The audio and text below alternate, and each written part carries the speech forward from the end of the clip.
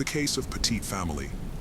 The Petit family was revered as a model family, exceeding expectations with their stable economic background and exemplary children. They effortlessly commanded admiration from those around them. William Petit, the patriarch, was a Connecticut native and a standout athlete in high school, particularly in basketball, where he naturally assumed a leadership role. In addition to his athletic prowess, he was also the valedictorian of his class, as evidenced by his law degree from Dartmouth University. However, his true passion lay not in law, but in helping people, caring for the sick, and making the world a better place. So, after graduating, he pursued a career in medicine at the University of Pittsburgh.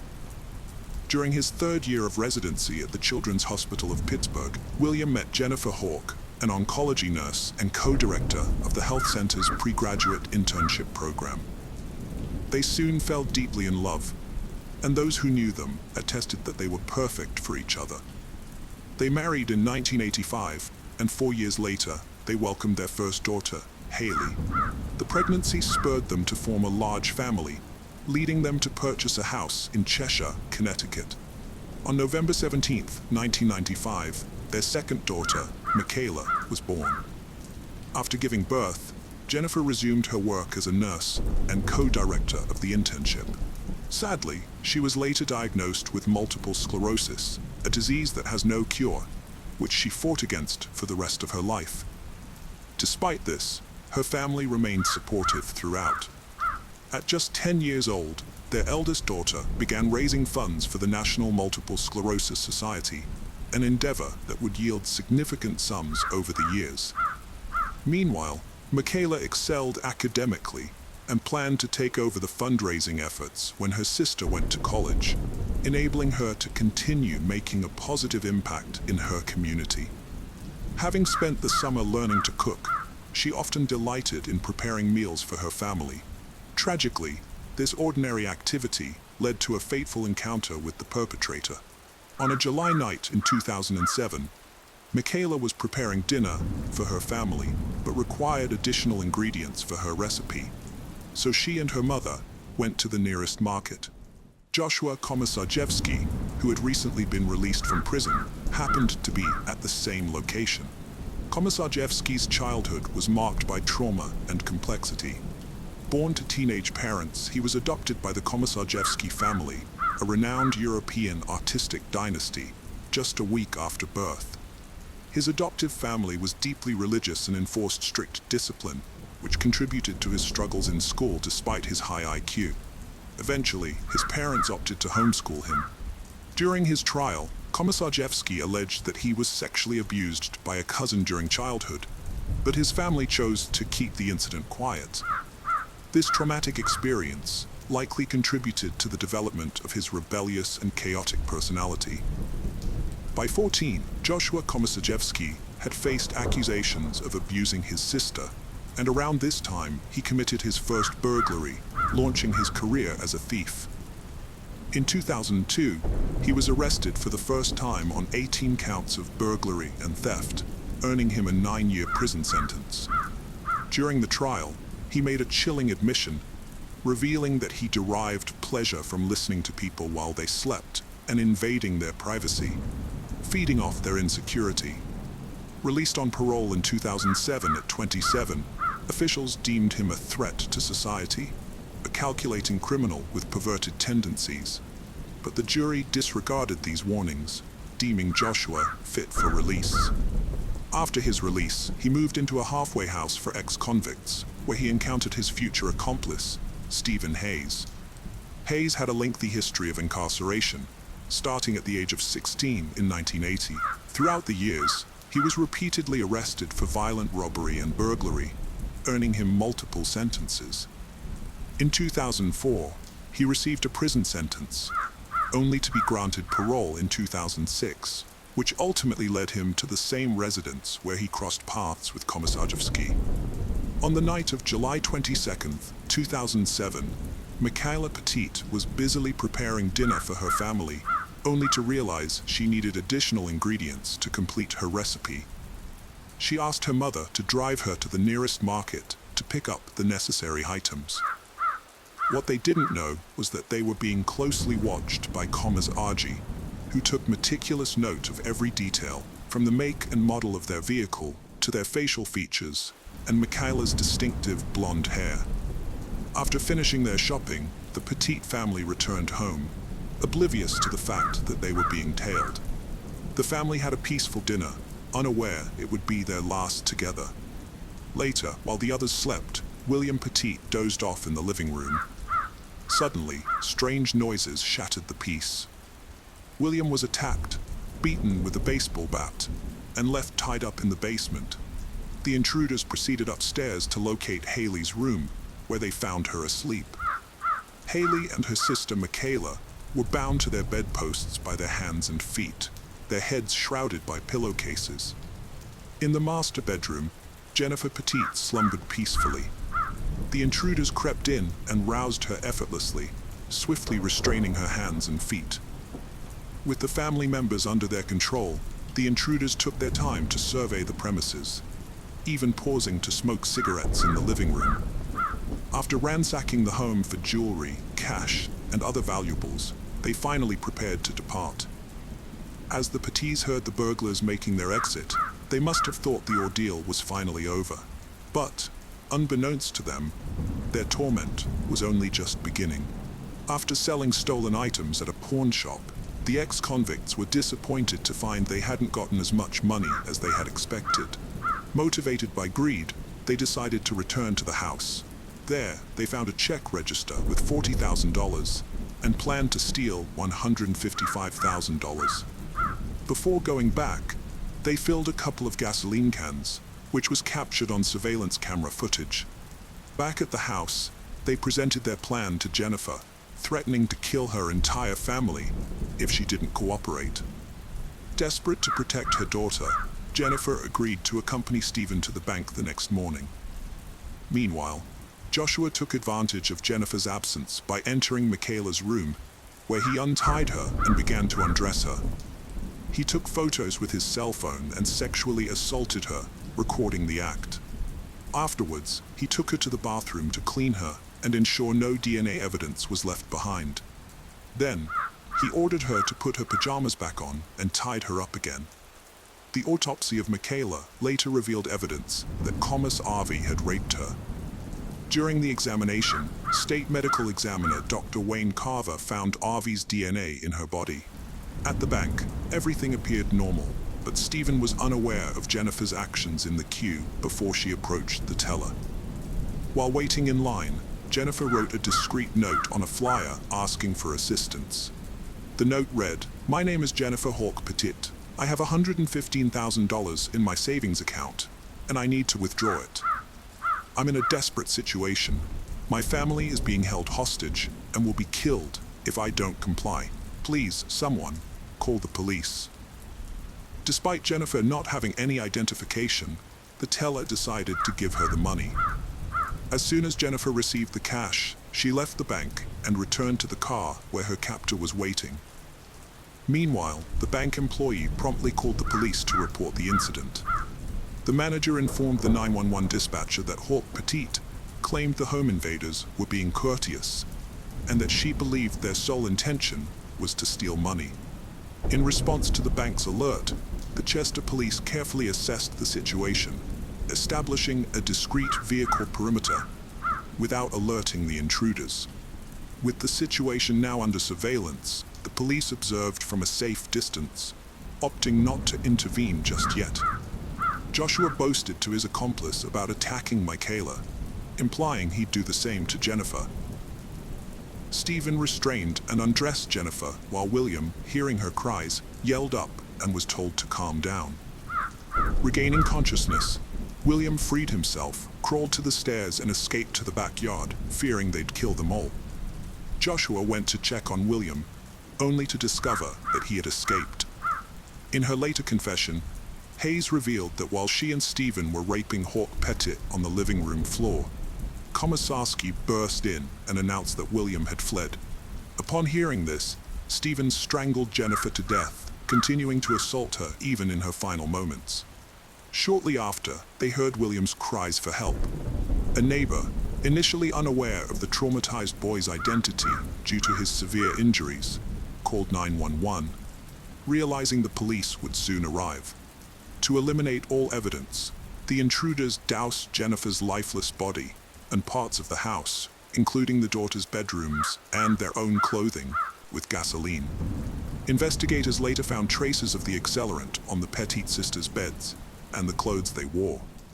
Hayes and Komisarski set the house ablaze and fled, unaware that the authorities had set up a perimeter a few miles ahead. Within 5 minutes, they collided with a police vehicle, and after being surrounded, the two perpetrators were pulled from their car and arrested. They were immediately identified as ex-convicts. Meanwhile, the fire raging through the house was growing in intensity. An ambulance arrived, and Dr. William Petit, the gravely injured father, was rushed to the nearest hospital. Soon after, firefighters battled the blaze, and upon extinguishing it, they stumbled upon a horrific scene amidst the remnants of the house. The first body discovered was Jennifer's, her remains charred with remnants of rope bound to her ankles. Upon reaching the second floor, they found Michaela still tied to her bed, having succumbed to the devastating flames. In a surprising twist, Haley had managed to break free from her restraints and attempted to escape, but sadly collapsed just a few meters away, overcome by the toxic smoke. William managed to free himself from his restraints, escape the house, and crawl to a neighbor's yard to seek help. The neighbor failed to recognize him at first, due to the severity of his injuries. Both Hayes and Komorowski confessed to the murders. During her interrogation, detectives noted that Hayes smelled of gasoline throughout. Each assailant accused the other of being the driving force and mastermind behind the home invasion. Komorowski's diary, later entered into evidence, revealed that he blamed William for the murders, calling him a coward and claiming that he could have saved his family if he had wanted to. The trial of Stephen Hayes began on September 13, 2010, with a jury comprising 7 women and 5 men. The defense argued that Joshua Komorowski was the mastermind behind the crime, responsible for escalating its violent nature, while prosecutors argued that both Hayes and Komorowski shared responsibility. After approximately 5 hours of deliberation on October 5th, the jury found Hayes guilty. The sentencing phase began on October 18th, with the jury initially divided over recommending life imprisonment or death. Hayes' defense argued that life imprisonment without parole would be a harsher punishment. On November 8th, the jury recommended the death sentence for Hayes on each of the 6 capital felony counts. Earlier, Hayes had attempted to negotiate a plea bargain for a life sentence, but prosecutors sought the death penalty. Dr. William Petit, the sole survivor, remarked on the verdict, while the Connecticut State Judicial Branch took the unprecedented step of offering post-traumatic stress assistance to jurors, acknowledging the trial's profoundly disturbing nature.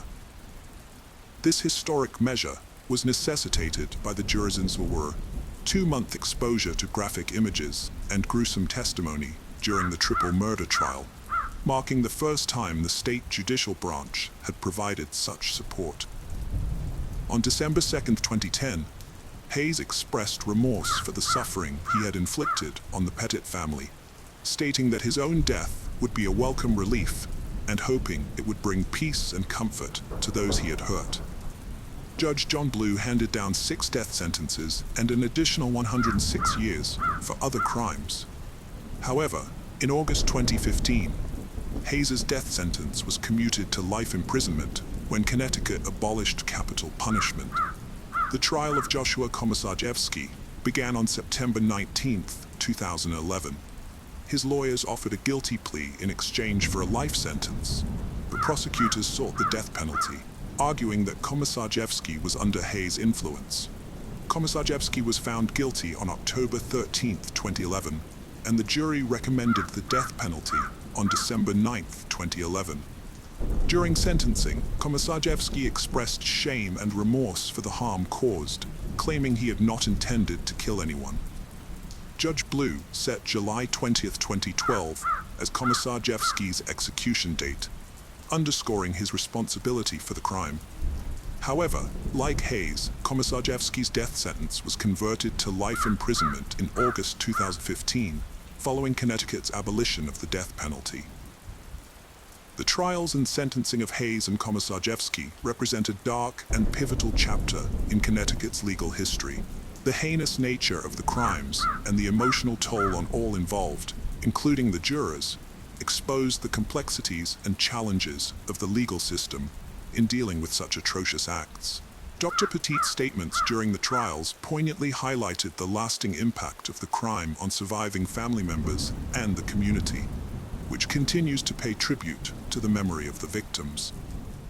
The sole survivor, Dr. William Petit, was released from the hospital just 4 days after admission to attend his family's funeral. Tormented by guilt and the anguish of having survived, he later founded a foundation to aid children and young victims of violence, raising hundreds of thousands of dollars.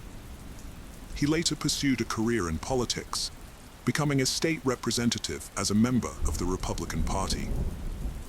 The brutal murders of the Petit family have had a profound and lasting impact on the community, which comes together every year to honor their memory. Lingering questions persist among family members and the public regarding whether the authorities responded adequately to the crisis, particularly with respect to the time spent observing the situation from a safe distance, which may have been critical in preventing the devastating outcome. The case of Michael Wayne Jones. Michael Wayne Jones was born on May 1, 1981, in Brattleboro, Vermont, USA. His parents' identities are unknown, but it's clear that his family life was marked by complexity and hardship. From a young age, Michael witnessed his parents' physical and mental abuse, and he was also a victim of this mistreatment. This tragic pattern of behavior seemed to be a lasting legacy affecting both sides of his family. When Michael was young, his father was sent to prison for unknown reasons. This event had a profound impact on Michael, leaving him feeling empty and lost. In an attempt to start anew, his mother remarried and had another son, Dana. Michael found some comfort in having a sibling, but their home life remained far from perfect.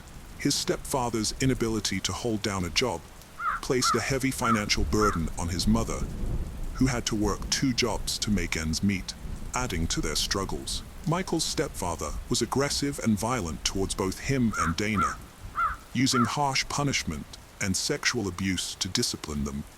If Michael was late to school or made a mistake, he would be severely punished, locked in a shed, or subjected to abuse. Michael's life was marked by harshness, yet he displayed a generous and protective nature. In the face of dire circumstances, he would often take on the role of safeguarding his brother Dana, even enduring punishments meant for him to spare him the pain. This courageous and loving behavior forged a strong bond between the brothers, earning Michael Dana's admiration. The stepfather's control was extremely strict, rarely allowing Michael to interact with children from school or the neighborhood. His mother, paralyzed by fear of her husband, was unable to confront or oppose him, creating an atmosphere of isolation, secrecy, and oppression within the household. As a result, Michael and Dana were left to endure the ongoing abuse alone, without any external support. The bleak atmosphere of their home did not escape the notice of their neighbors, who began to suspect that abuse was taking place. One day, driven by desperation, Michael made a break for it, but without a clear destination in mind. He was eventually tracked down by the authorities. When questioned about his reasons for leaving, he shared the difficult story of his family life. But unfortunately, he received no assistance regarding his situation. Michael put on a brave face to hide his true feelings from those around him. As he entered his teenage years, his low self-worth had a profound impact on him, causing depression that needed professional help. However, his high school provided a temporary escape from his suffering, where, although introverted and lonely, Michael felt relatively comfortable, as his responsibilities helped distract him from his unhappy home life. He was lucky to meet Dorothy, a business owner in the area, who introduced him to her daughter, a girl whose name remains a secret. Michael developed a close bond with the girl, which eventually turned into an on-again, off-again romance. This special connection brought out a kind, affectionate, and protective side of Michael that few people had seen. Dorothy was delighted by this new aspect of Michael's personality, but she was also concerned. Every time her daughter visited Michael, he would become anxious and uneasy when it was time for her to leave. Despite this, Michael went out of his way to keep her from visiting his home. Dorothy picked up on these signs and decided to have more in-depth conversations with Michael. Eventually, he confided in her about his constant fear for his mother's and brother's safety. This allowed Dorothy to glimpse the emotional weight he carried. Their friendship provided Michael with a temporary escape from his troubles, a space where he could express his emotions. After finishing high school, Michael made a life-altering decision by enlisting in the United States Navy. This marked the beginning of a new era, giving him a clear sense of purpose within a highly structured environment. As he developed a deep love and attachment for the Navy, Michael realized he had made the right choice. This sense of well-being was largely due to the new friendships he formed with his fellow servicemen. Although he occasionally drank, he always showed up to work and proved to be a calm and composed individual.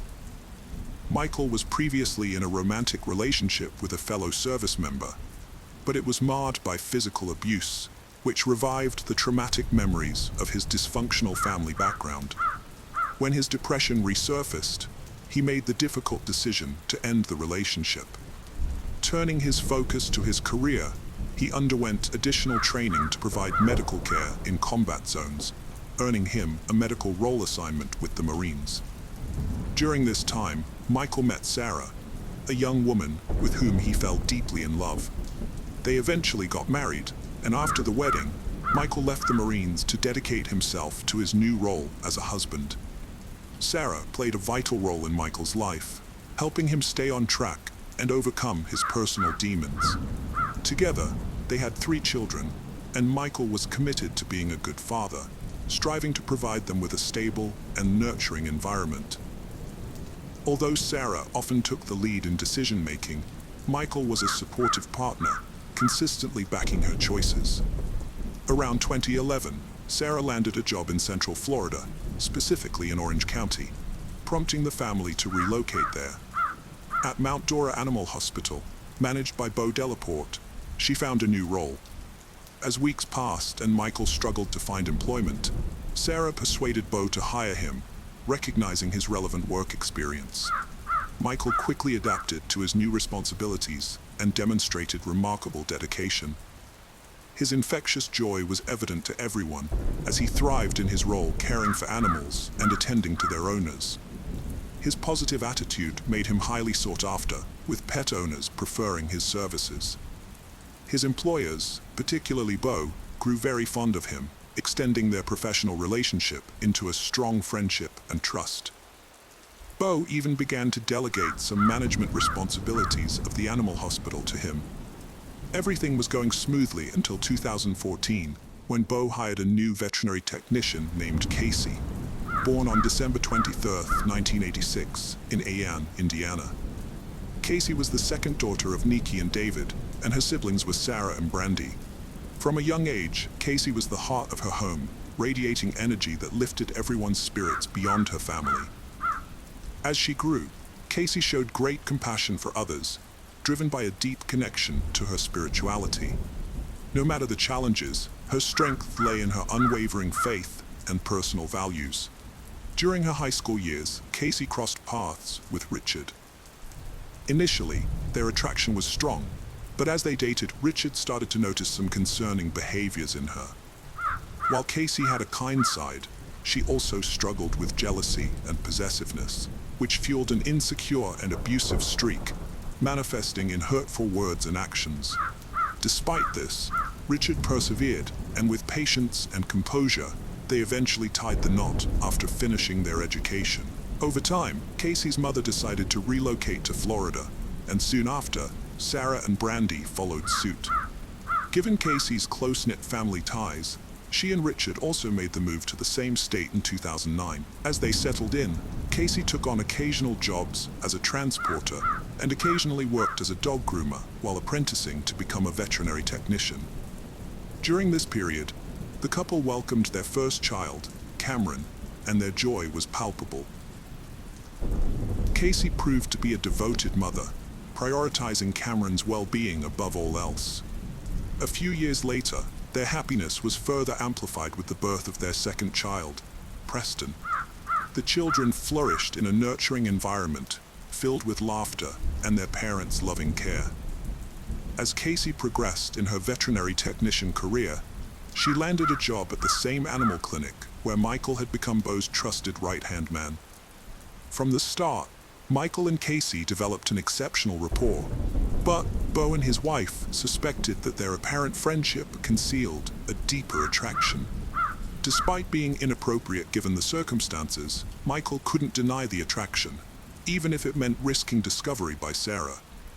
The illicit attraction began to distract Michael at work, leading to a decline in his performance, although he remained eager to attend to Casey's needs and requests. She reciprocated his attention, and it wasn't long before they began an affair. Eventually, Michael and Casey each decided to divorce their spouses. Sarah gained custody of their 3 children and relocated to Jacksonville.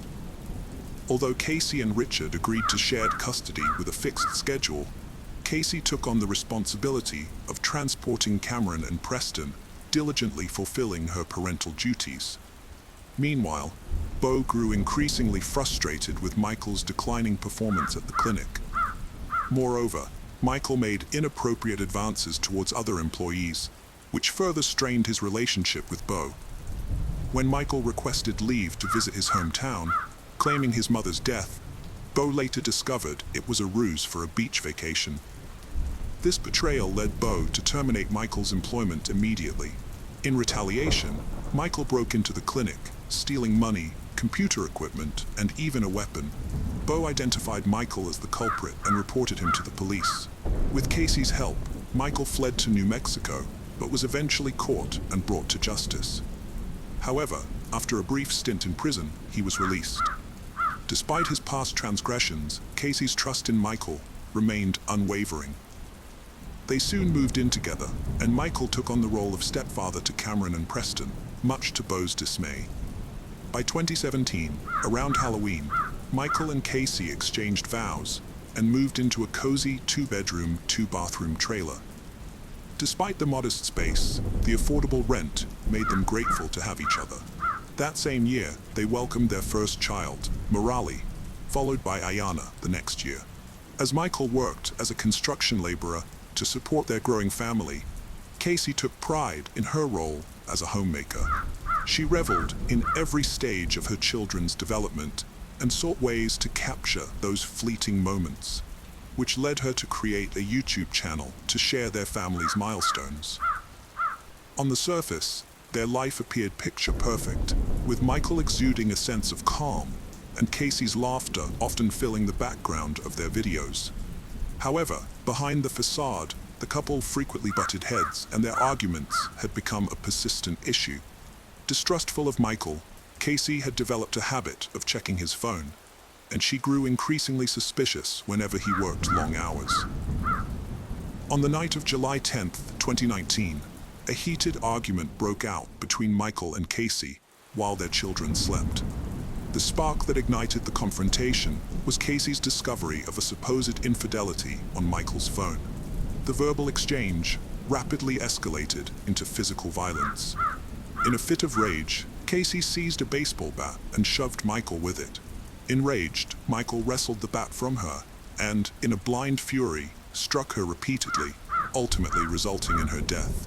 Michael then placed Casey's lifeless body in a plastic bag and concealed it in a closet.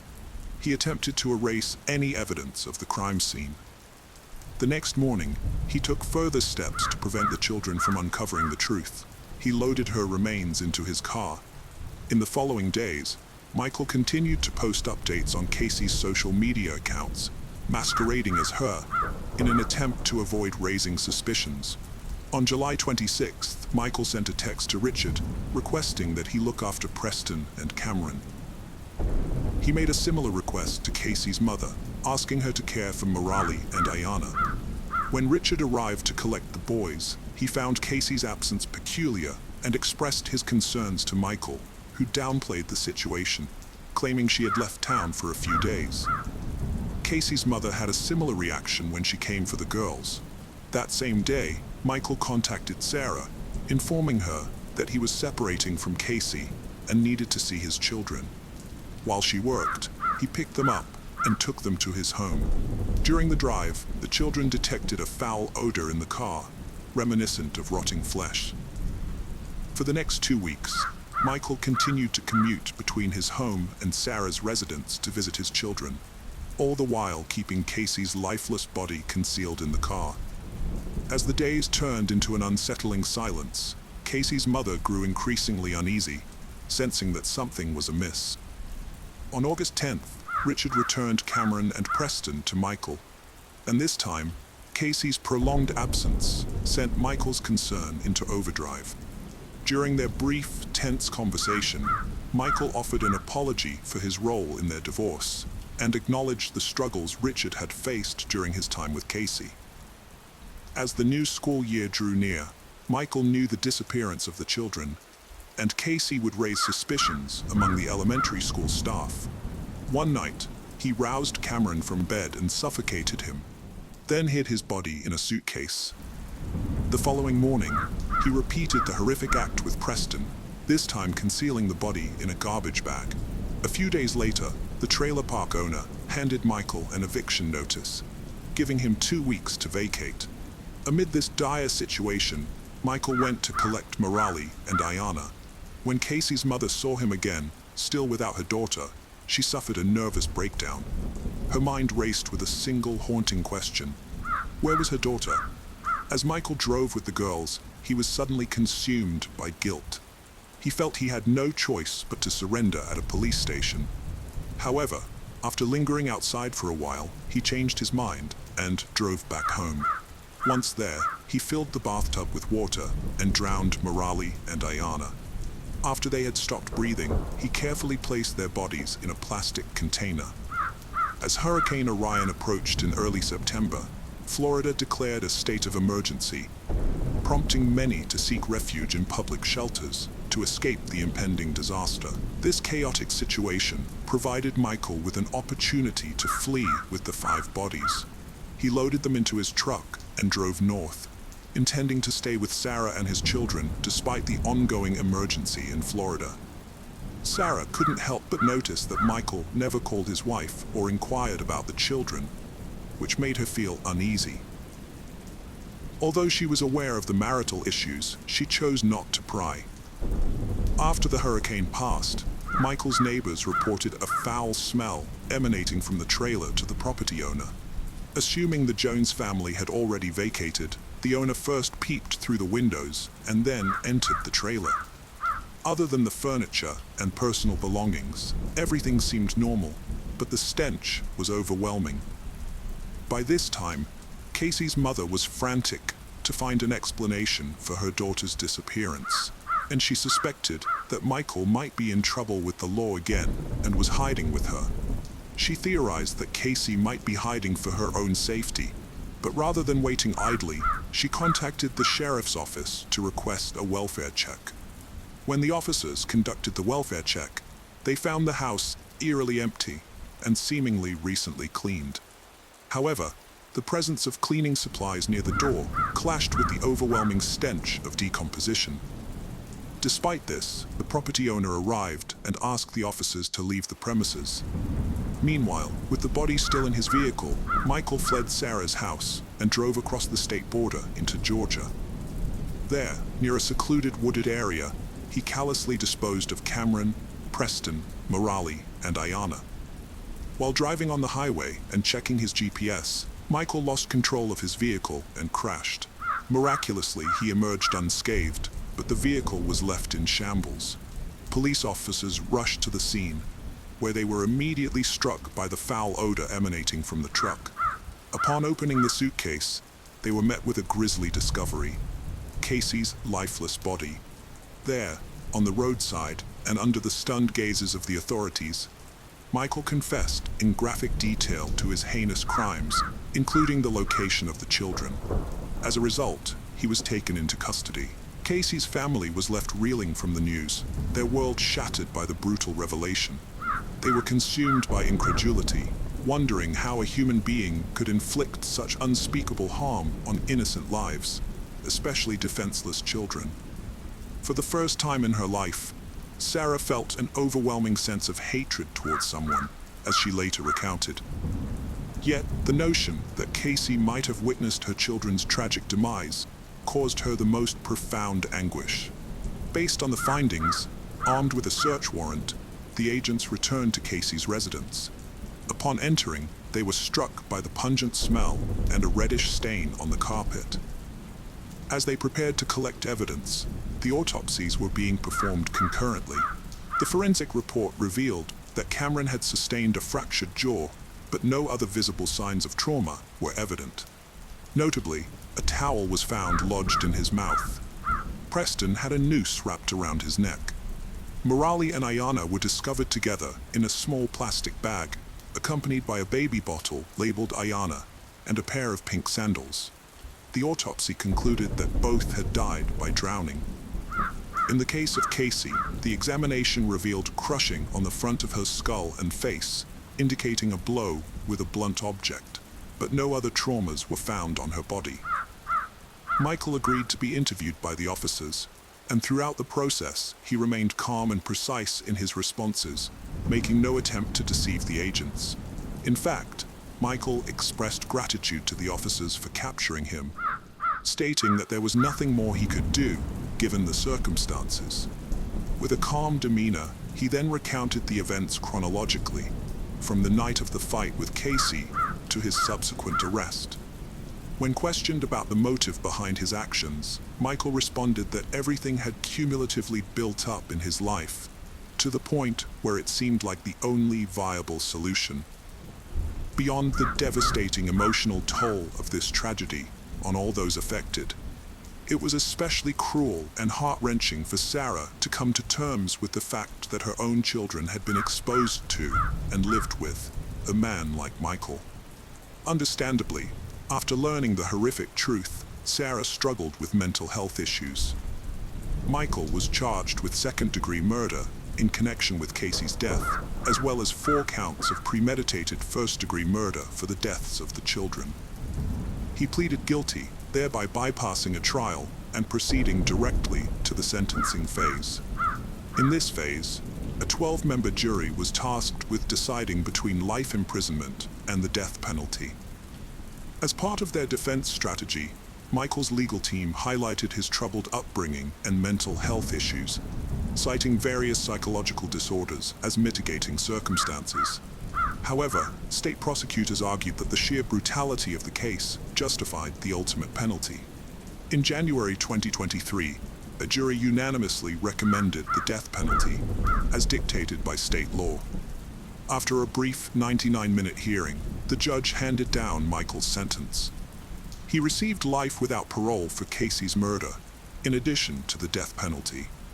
Michael's lawyer promptly filed an appeal, but on Friday, April 28, 2023, the judge reaffirmed the original sentence. Prosecutors expressed satisfaction that justice had been served for the victims' families as Michael awaits execution. Michael remains incarcerated, awaiting his fate. The case of Shelby Von Holt. Shelby Von Holt was born on September 7, 2000 in Fort Wayne, Indiana, USA, as a cheerful young girl. She was the second of 5 children in her family, which consisted of her mother, Shah Hartman, father, Von Holt, older sister, Peyton Hartman, and younger siblings, Devin Von Holt and Isaac Von Holt. Shelby graduated from Troy Center High School in 2018 and spent the next 2 years working at a steakhouse and other places. During this time, she was contemplating her desired career path and seemed to be leaning towards a therapeutic field, although she had not yet decided on the exact specialty. As a 20-year-old, Shelby was living life to the fullest, known for her cheerful personality that made her the life of every party.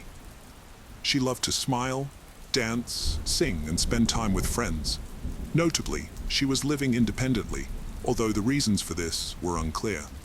While she was not active on most social media platforms, she frequently posted cheerful photos on Facebook, many of which featured moments shared with her young niece, Camila, who is the daughter of her older sister, Peyton. According to her mother, Shelby met Valerie Rose Hardick, a 22-year-old woman, on Facebook. Although they reportedly did not have a close relationship, Valerie's life is shrouded in mystery, with rumors of a troubled childhood, questionable associations, and potential mental health challenges. On June 20th, 2021, at 6:48 p.m., a 911 dispatcher received a distress call from a woman who managed to convey that she was injured and claimed Valerie shot her. Although it's unclear whether the woman provided her address or if the police traced the call, officers from the Fort Wayne Police Department arrived at Shelby's residence shortly after. Upon arrival, the officers forced entry into the residence and found Shelby barely conscious, suffering from multiple gunshot wounds, and surrounded by a large pool of blood. One officer stayed with Shelby while the others conducted a protective sweep of the residence to ensure no other victims were present and that the perpetrator was not still inside. They did this while waiting for an ambulance and local firefighters to arrive. During this time, the officers attempted to provide first aid, and a surgeon asked Shelby if she knew who had shot her. Shelby identified Valerie as the attacker. Emergency medical personnel soon took over Shelby's care, rushing her to the nearby hospital, where she was in critical condition, but still alive. Meanwhile, Shelby's family was informed of the incident, and Fort Wayne Police Department officers began gathering evidence from her home. A doorbell camera was a significant piece of evidence, and after reviewing its footage, a person of interest was identified, though details were not publicly disclosed at the time. In a remarkable coincidence, a disturbing incident took place the day after Shelby's critical injury, approximately 50 kilometers away in Ohio. At around 10:30 a.m., the local police department received multiple calls about a suspicious-looking young woman lurking around a convenience store at a gas station. According to eyewitnesses, she had been wandering around the store and near the gas pumps for about an hour, seemingly trying to catch a glimpse of customers' credit card numbers as they made their purchases. Furthermore, the police had already received a prior call from a man who reported seeing the same woman earlier at the convenience store, claiming that she had pointed a gun at his back. After taking precautions, police officers arrived at the gas station where they found the woman and arrested her without any violence. The 22-year-old woman was identified as Valerie Rose Hardick. She had a 9mm handgun on her, which was the same type of weapon used in the attack on Shelby. Shelby had already identified her attacker as Valerie, which made the police even more certain they had the right person. The car Valerie was driving was the same one captured on Shelby's doorbell camera, leaving the scene just before Shelby called for help. Although the investigation is ongoing, Valerie was taken into custody and transferred to the county jail, where she will await her court hearing in the local municipal court. Shelby was clinging to life after being gravely injured by 89mm bullet wounds to her chest and abdomen. Doctors placed her in an induced coma and did everything they could to save her. Unfortunately, 3 days after the brutal attack on June 22, 2021, Shelby's body gave in to the injuries, and she was pronounced dead. According to her mother and media reports, Shelby died after undergoing 4 complex abdominal surgeries that did not yield the desired results. She received 20 blood transfusions, but the medical outlook was always bleak. If Shelby had survived, doctors believed her legs would have needed to be amputated. The brutal murder raises questions about what could drive someone to commit such a heinous crime. According to the limited information available, investigators attributed the motive to jealousy. It is alleged that Shelby was dating a man who Valerie was strongly attached to, although his identity was not revealed. Valerie was charged with criminal assault and aggravated threats. Initially held in Ohio on a $100,000 bail for threatening a man with a firearm at a gas station, Valerie was later transferred to Allen County to face charges for Shelby's murder.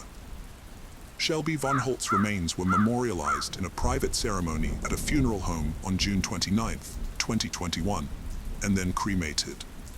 In early 2022, Valerie Rose Hardick entered a plea deal in connection with Shelby's murder.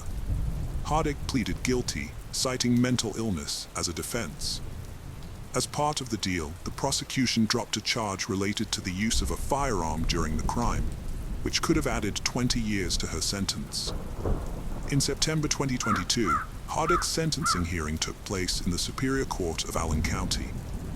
As agreed, she pleaded guilty but mentally ill. During the hearing, her defense attorney presented mitigating circumstances, including her difficult upbringing, marked by her stepmother's death, abuse by her stepbrother, and a history of mental health issues. However, the prosecutors emphasized the jealousy motive behind Shelby's murder and highlighted Hardick's criminal history, which had escalated over time. They also noted that Hardick was on probation at the time of the murder, having been part of an alternative program due to previous charges. Throughout the hearing, Valerie's behavior was inconsistent. At times, she seemed coherent and fully aware of the situation, but at other moments, she appeared nervous, distracted, and even smiled at Shelby's family.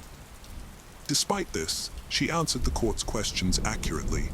Although the exact content of her statements was not specified in media reports, it was noted that she never expressed remorse or apologized to Shelby's family. Shelby's parents, on the other hand, poignantly conveyed their profound loss during their victim impact statements. Shelby's father reminisced about his daughter's love for symbolic icons like peace signs and how she was still finding her way in life at the time of her murder. He reflected on Valerie's demeanor during her guilty plea, stating that her voice conveyed a lack of remorse. The grieving father asserted that by admitting to intentionally killing Shelby, Valerie seemed to take pride in her crime, which demonstrated a clear lack of regret. Toby expressed his belief that there was more to the story behind Valerie's motivation for killing Shelby than just jealousy, and he referenced the defense's argument about Valerie's mental health issues. Shelby's father pointed out that many people in prison have mental health issues, and he vowed to continue seeking answers about the tragedy.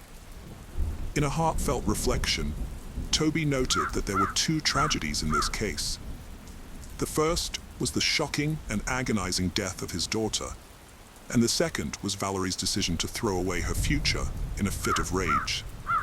He acknowledged that Valerie's children would greatly suffer as a result.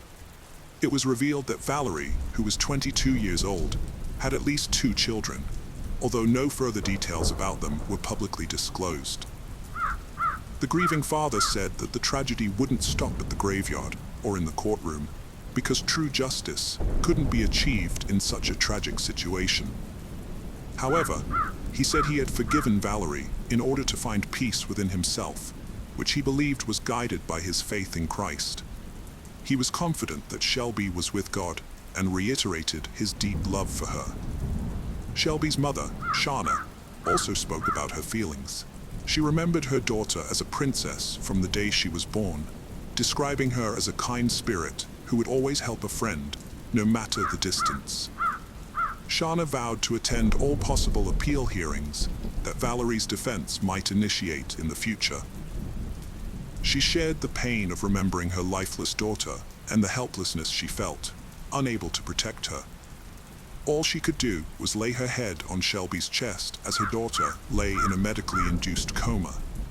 She publicly praised her daughter's courage, saying that Shelby had managed to name her attacker twice and fought hard for her life after being attacked.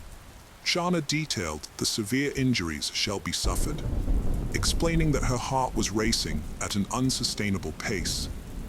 Although Shelby's medical expenses totaled nearly $500,000, Shauna didn't seek compensation because they were waived following her death.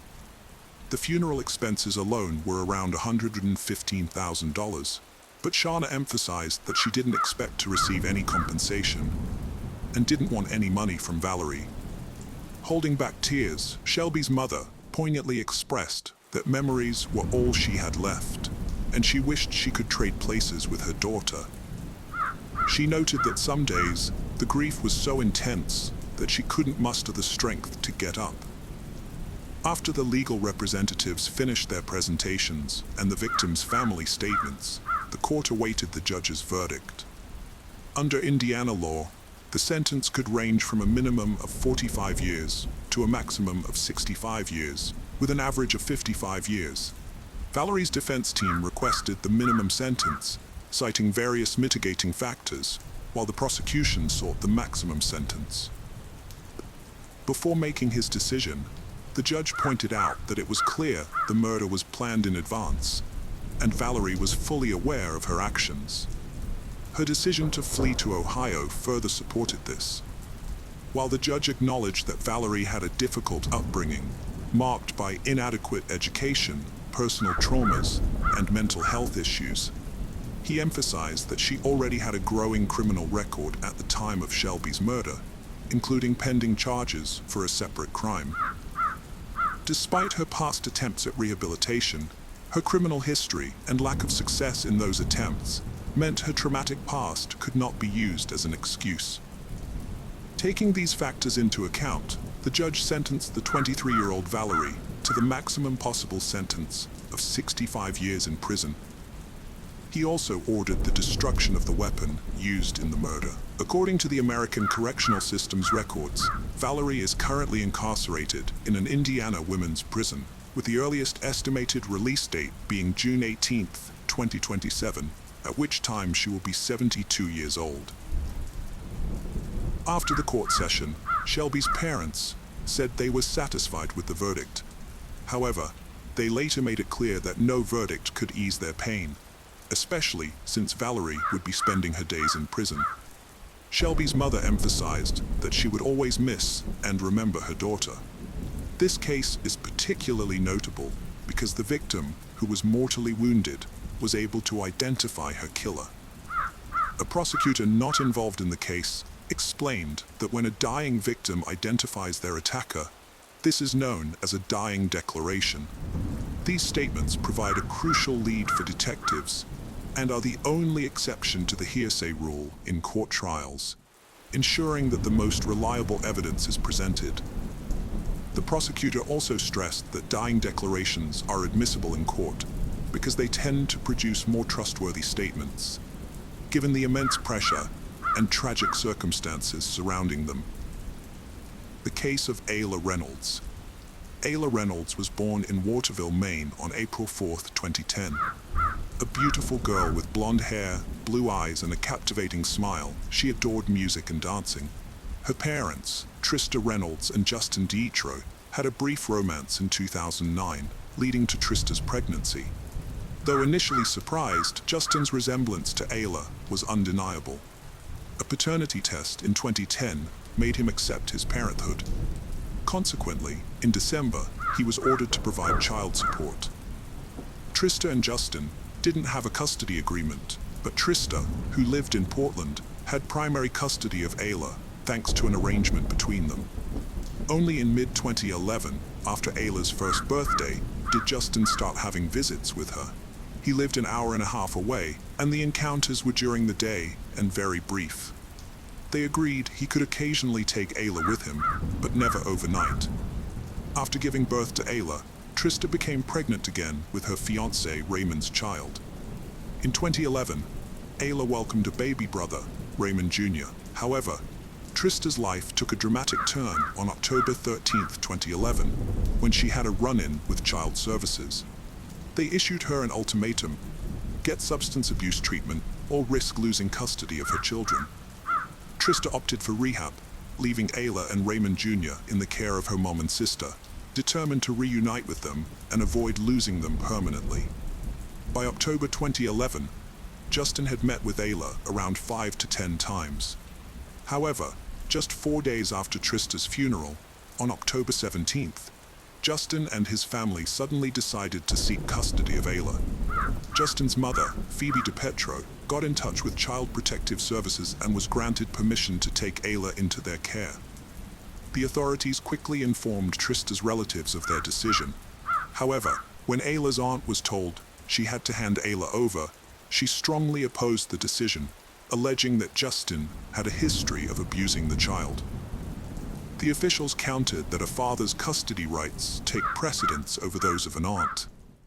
Once permission was granted, Justin and his family went to pick up Ayla from her Aunt Jessica's house, but they didn't know the address. Child protection officials provided the location, and a police officer, Charles Weaver, accompanied Justin and his mother to the house. The paternal grandmother waited in the car while Justin and the officer went to the door. When they arrived, Jessica begged the officer not to take Ayla away and warned that she wouldn't give her up willingly. The officer noted that Ayla seemed happy and carefree at first, laughing and playing. However, Jessica pointed out that Ayla's behavior changed dramatically when Justin approached. As soon as Ayla saw her father, she burst into tears and tried to get away from him. Despite this, the officer took Ayla from Jessica and handed her over to Justin. The child struggled and screamed, even trying to bite the officer when she was placed in her father's arms. Jessica told Officer Charles that Ayla was terrified of Justin and that they couldn't take her away from her. Charles explained that he sympathized, but as a police officer, he had to enforce the directive from Child Services, and it wasn't his decision to make. To clarify, if Justin had wanted primary physical custody of Ayla, he would have needed to either reach an agreement with her mother or go through a court process to get a judge's approval. However, as we saw in the custody exchange, there was no agreement or court involvement. Instead, a Child Protective Services supervisor made a judgment, but failed to consider the mother's own arrangements for the child to stay with her relatives during her temporary absence. Before a court grants a parent exclusive physical custody, they typically evaluate the situation thoroughly, including background checks and home visits, which did not happen in Ayla's case. In custody cases, the child's best interest should always come first. However, there was reportedly no evidence to support the decision that was made. Many analysts believe that only an imminent danger to the child's safety could outweigh the stability and continuity of staying with her maternal relatives. If Child Protective Services officials believed Ayla was at risk, it's unclear why they only removed Ayla and not her little brother Raymond as well. The father took Ayla to his childhood home in Waterville, where he lived with his mother Phoebe, 47, his sister Alicia, 24, and her baby daughter Gabriella, who like Ayla was an infant at the time. Justin, 25, lived in the partially finished basement, a single large room, while the rest of the family occupied the upstairs area. During Trista's rehabilitation, she called Justin every day to speak with Ayla and ensure everything was going smoothly. She did not perceive any warning signs during these conversations. On October 20th, 2011, coinciding with the 8th day of Trista's treatment, a meeting was held to discuss Ayla's case. Attendees included Child Protective Services members, 2 doctors, Trista, her sister Jessica, and their lawyer, as well as Justin, who participated via phone. This meeting resulted in an agreement that Ayla would be returned to her mother on October 22, 2011, upon Trista's completion of the addiction recovery program. It was also agreed that Justin would bring Ayla to the treatment center for a visit on the 21st. Things were going well for Trista, but the situation was about to take a turn. None of the established agreements were fulfilled, leaving Trista desperate to regain custody of her daughter. She repeatedly reached out to Child Protective Services for assistance in enforcing the agreement, but to no avail. As a result, Trista sought a temporary compromise with Justin. He would continue to care for the child, and she would receive regular visitation rights. On November 12, 2011, Justin took the girl to the emergency room. Following a thorough examination, doctors diagnosed a broken bone in one of her joints, specifically the elbow joint that connects the upper arm to the elbow. Justin claimed the accident had occurred the previous night, on November 11th, stating that he slipped and fell on her while holding Ayla on the porch during a rainstorm. According to him, although she cried, there were no visible injuries, and it wasn't until the next morning that it became apparent she required urgent medical attention. By the next Monday, the orthopedist concluded that surgery would not be necessary, and the injury would likely heal on its own. A week later, on November 26th, the specialist reported during the third medical appointment that the child's progress was as expected. Trista attended this medical consultation to closely monitor her daughter's recovery, unaware that it would be the last time she would hold her in her arms. From that point on, the situation quickly deteriorated. Frustrated by the ongoing disputes over custody, visitation rights, and even her right to talk to her daughter on the phone, Trista decided to take action. On December 15, 2011, she filed court papers to initiate legal proceedings to gain full physical custody of Ayla. On Saturday, December 17th, 2 days later, Justin contacted the police in the morning to report that Ayla was missing from his mother's house, where he was living with his girlfriend Courtney Roberts and his sister Alicia. According to him, they had put the 20-month-old girl to bed the previous night, and when they woke up early that morning, she was no longer there. Trista was on her way to visit her boyfriend Raymond in a coastal city in Maine, just 50 miles from the Canadian border, when she received devastating news. She was dozing in the passenger seat while her father-in-law, Robert, drove. Robert took a call from Trista's father, who informed him that Trista's baby, Ayla, was missing. The news left Robert frozen, and he searched for a safe place to stop the car and wake Trista. Groggy, Trista listened as her father's voice came through the phone, informing her that her baby's whereabouts were unknown. Desperate, Trista changed course, heading to meet the police who were searching for Ayla. The 90-minute journey felt like an eternity to Trista, who frantically called Justin to find out what had happened, but her calls went unanswered, leaving her terrified. When they arrived at the police station, both Trista and Robert gave statements to the authorities. About 30 minutes later, Trista's father joined them, visibly angry and distressed. It turned out that Justin had called 911 that morning at 8:49 to report Ayla's disappearance. He claimed the last time someone saw Ayla was around 10 p.m. the previous night, when his sister Alicia checked on her before bed. However, on Saturday morning, they discovered Ayla was no longer in her crib, but Justin didn't specify the exact time of her disappearance in the call. Justin suspected that an unknown intruder had kidnapped the toddler. The news of Ayla's disappearance spread rapidly, and the authorities quickly launched an investigation. The police chief addressed the media, assuring them that the case was being thoroughly investigated and that their primary objective was to find Ayla by any means. The police searched the house for any potential clues that could lead them to Ayla, facilitating their operation. Meanwhile, the family stayed with friends, and a command center was set up to coordinate the search efforts. On the third day, Monday, December 19th, the FBI was requested to assist in the search operation. By this point, 75 individuals from various agencies were involved in the efforts. The state police seized 2 vehicles from the Petra residence, a 1996 Ford Explorer, owned by Justin, and a 4-door silver sedan, owned by Justin's girlfriend Courtney, who was present on the night of Ayla's disappearance. The search for Ayla expanded with the FBI's child abduction team conducting door-to-door interviews.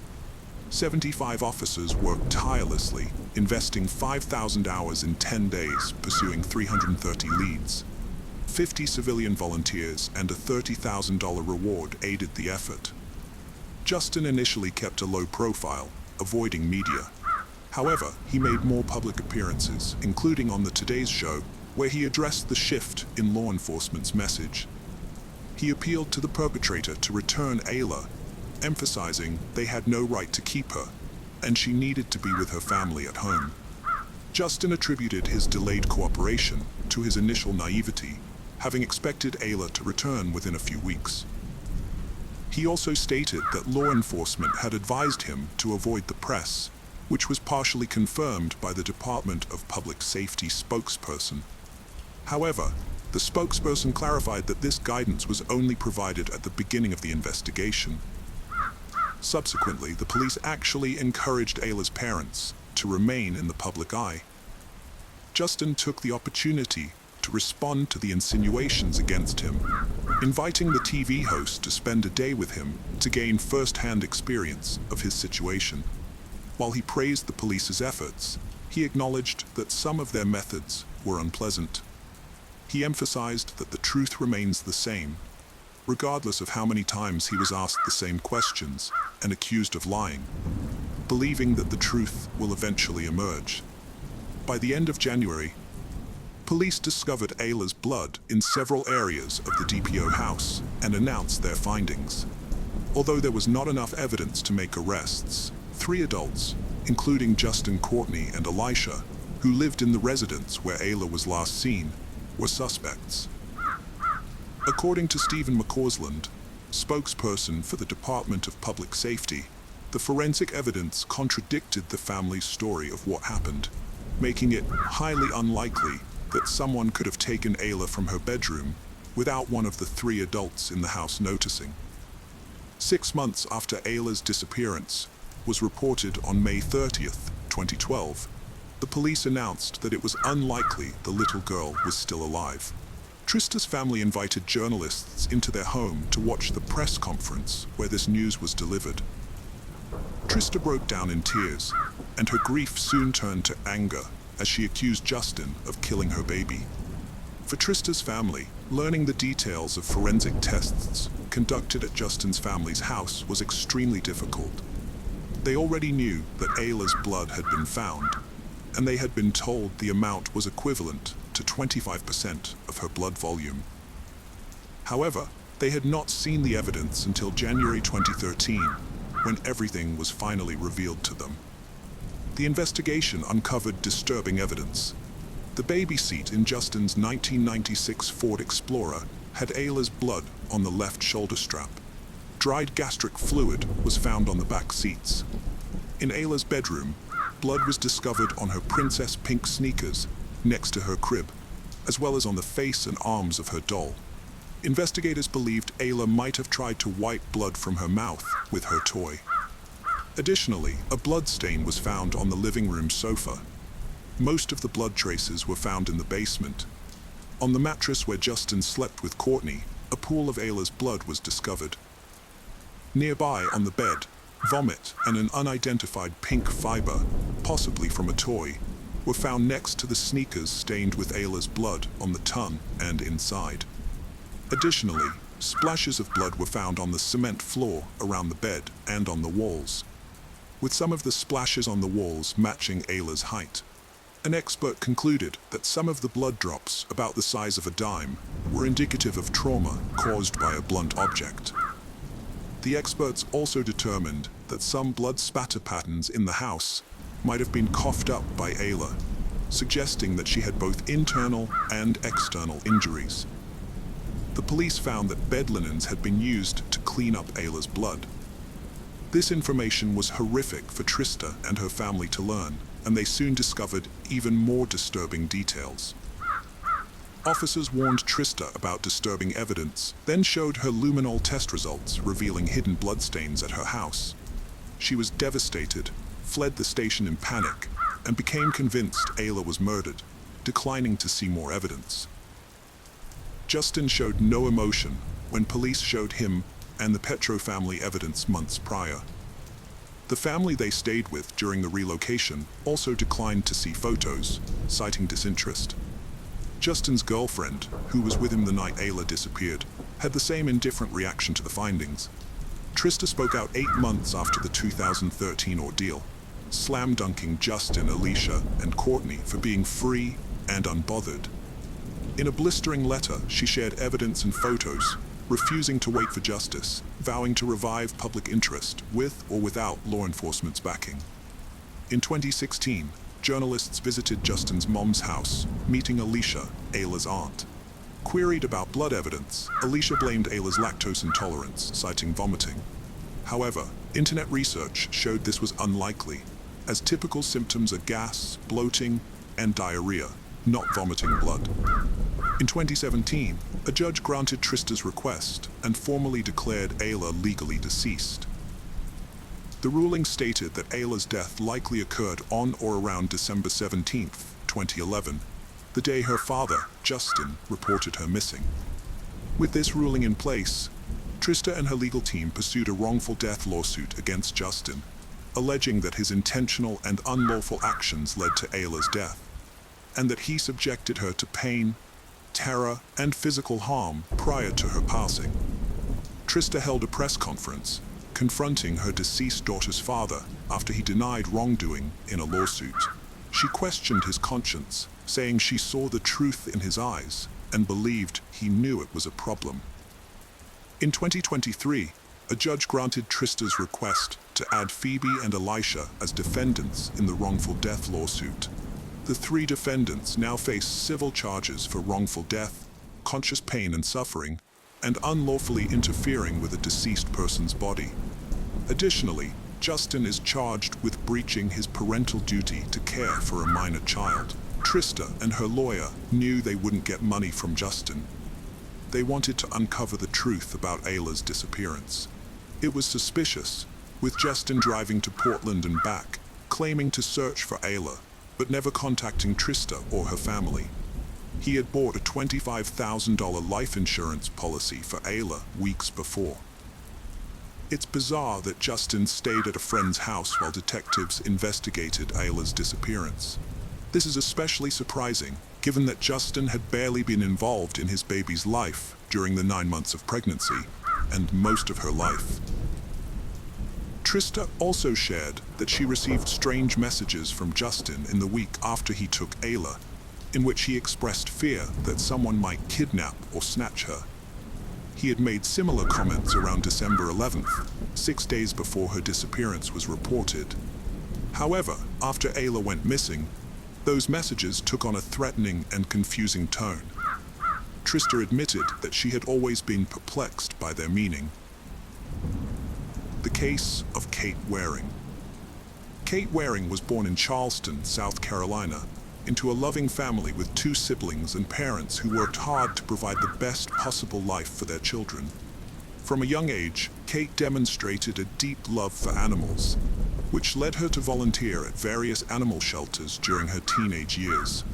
Apart from her compassion for animals, Kate was also an accomplished dancer with a wide circle of friends and a radiant personality. To all appearances, Kate grew up in a supportive and nurturing environment, and in many ways, this was true. However, Kate's life took a dramatic turn just before she went off to college. In a private conversation with her parents, Kate revealed that she had been abused by someone close to the family when she was younger. Although she chose not to disclose the identity of the perpetrator, her revelation sent shockwaves through her family. Her parents were unaware of the trauma Kate had been silently enduring for years, leaving them reeling from the news. After sharing her dark secret, Kate's parents did everything in their power to support her, but the trauma's consequences only seemed to intensify over time. Initially, Kate struggled with addiction, first with alcohol and later with illegal substances. Her parents suggested therapy, which she reluctantly agreed to. They also encouraged her to move back home, hoping the family's presence would help her cope. Despite being an independent adult, Kate agreed to return home. At first, therapy seemed to be having a positive impact, but Kate struggled to break free from the past's heavy burden and live life to the fullest. The psychiatrist diagnosed her with depression, but everything changed when her father, always concerned and eager to help, suggested a trip to anywhere she desired. Kate was thrilled by the idea and soon set her heart on traveling beyond the Arctic Circle. Her dream was to witness polar bears in their natural habitat, and despite her traumatic experience, her love for animals remained unwavering. Kate and her parents searched for the perfect tour and soon purchased tickets for a trip to the Arctic Circle. Kate was thrilled to be embarking on this adventure, and as a result, her parents witnessed a significant transformation in her demeanor, replacing her depressive state with a cheerful and optimistic outlook. When they finally embarked on the trip, Kate was ecstatic. During the journey, Kate and her parents had a fantastic time on the boat, which took them to the Arctic Circle, where Kate befriended a Russian tourist. They remained in contact throughout the trip and continued exchanging letters afterward. Kate developed strong feelings for him, and eventually, after returning home, she decided to visit Russia. Upon arriving, they reunited, and she even contemplated staying longer in the country, but due to visa problems, Kate was forced to return home. Despite this setback, it seemed that Kate had finally overcome her depression. Back home, she planned to resolve her visa issues and even started writing a book for her children. Her life was finally taking a turn for the better. On Saturday, June 12, 2009, Kate's life took a dramatic turn. Her family was away on a business trip, leaving her alone at home. Normally, Kate would call her father to reassure him that everything was okay, but this time, she failed to do so. Her concerned father tried calling her back, but there was no response. Given Kate's past struggles with alcohol and substance abuse, he asked someone to check on her at home. When the person arrived, Kate was nowhere to be found, but her bedroom light was still on, suggesting she might return soon. However, she didn't show up. Furthermore, Kate had left behind her essential medication, which she was supposed to take regularly. Despite their growing anxiety, Kate's parents decided not to panic and waited for her return, considering her age of 28 and ability to take care of herself. Her father decided to wait until Monday before involving the police. On Monday morning, Kate Waring's father received a call from the bank. A bank employee informed him that someone had tried to cash a check worth more than $4,000, supposedly signed by Kate. However, the bank couldn't get in touch with Kate directly, and as her father was a co-signer on her account, they reached out to him instead. The situation seemed highly unusual because Kate's father was certain that his daughter only had a few $100s in her account, which is why the bank's security team contacted him. However, Kate's signature on the check appeared genuine. They also provided the name of the man who had brought in the check, Ethan Mack. The father did not recognize him, but since the bank authenticated Kate's signature, he assumed the man was an acquaintance of his daughter. Nevertheless, he decided to contact the police, as Kate remained unreachable. The detectives began investigating Kate's disappearance, and Ethan Mack was their first point of inquiry. He claimed to have known Kate for years, and stated that she had written the check to settle old debts. According to Ethan, he frequently provided Kate with money for clothing, jewelry, and other purchases. Conversations with Kate's friends revealed that she had been friends with Ethan for an extended period, although they indicated that their relationship had never been romantic in nature, despite being close. Ethan claimed that he and Kate met on Friday night and dined at a restaurant together. Afterwards, he drove her home and went about his own business. He even produced correspondence with Kate, which corroborated his account of their dinner. Ethan allowed the detectives to search his house, where he lived with his mother, as well as his car.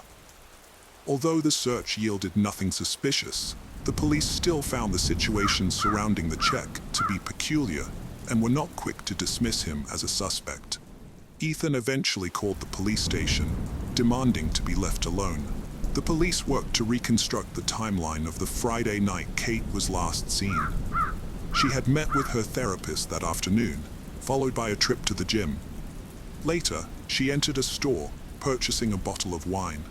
Security cameras captured her on the phone at that time, possibly speaking with Ethan, who later picked her up and they headed to a restaurant.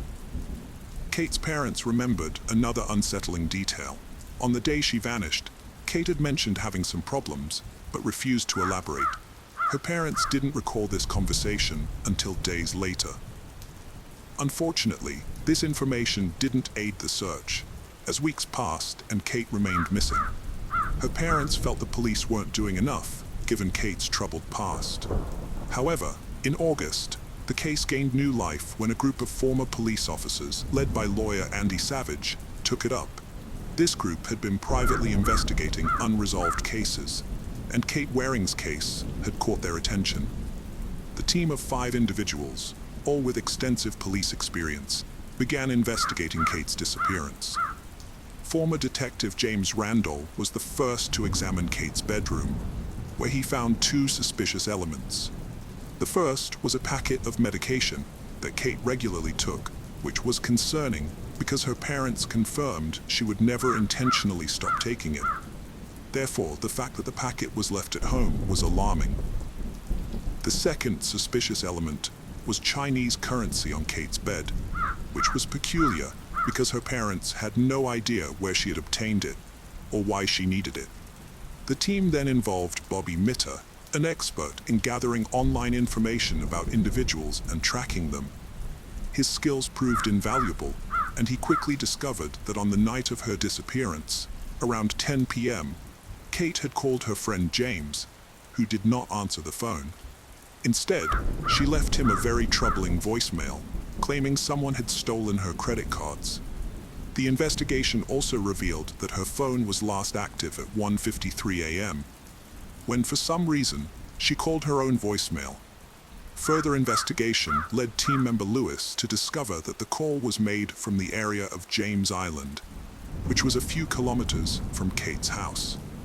Another team member, former homicide detective Eugene Fraser, made an intriguing discovery.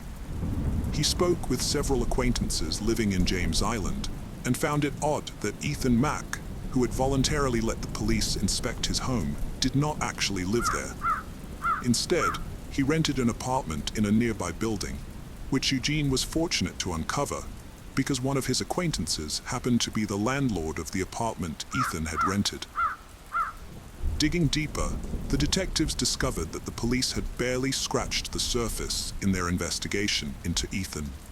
A cursory search of his mother's house was all they had done. The team decided to take matters into their own hands and uncovered a vital lead.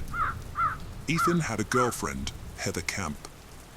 When they questioned Kate's parents about her, her mother recalled a peculiar encounter. Kate had met Heather on a train from Washington, D.C., about a month before her disappearance, when Kate was having issues with her Russian visa. Heather claimed her wallet had been stolen, leaving her penniless, and Kate sympathetically offered to lend her a substantial amount of money. Heather stated she had landed a pediatric surgeon position in South Carolina, set to start soon. Later, she announced her daughter had died in a New Jersey car crash, but her behavior was eerily calm, suggesting the news hadn't greatly affected her. The detectives also stumbled upon an intriguing fact. Heather was facing a fraud charge in Indiana for posing as a licensed doctor by falsifying documents. This new evidence forced them to re-examine the case from a different angle. They presented their findings to the police, but the authorities were surprisingly uncooperative and unwilling to continue the investigation. The team understood that the only way to get the police to take action was to gather irrefutable proof that linked Heather to Kate's disappearance. To achieve this, the team went to great lengths. They convinced the person who rented the apartment to Ethan Mack to install a secret camera outside his apartment door. Additionally, they placed a hidden GPS tracker in Ethan's car, enabling the team to track his movements and observe his activities. It didn't take long to yield results. After analyzing Ethan's travel patterns, the detectives found that he had visited numerous pawn shops across the city, selling small batches of various jewelry pieces. Although they couldn't confirm whether the jewelry belonged to Kate, the detectives believed they were getting close to a vital clue. After some time, Ethan and Heather faced a serious problem when their landlord threatened to evict them due to non-payment of rent. The team knew that if this happened, they would lose the opportunity to observe the couple's behavior and movements. To prevent this, they tried to persuade the landlord to change his mind.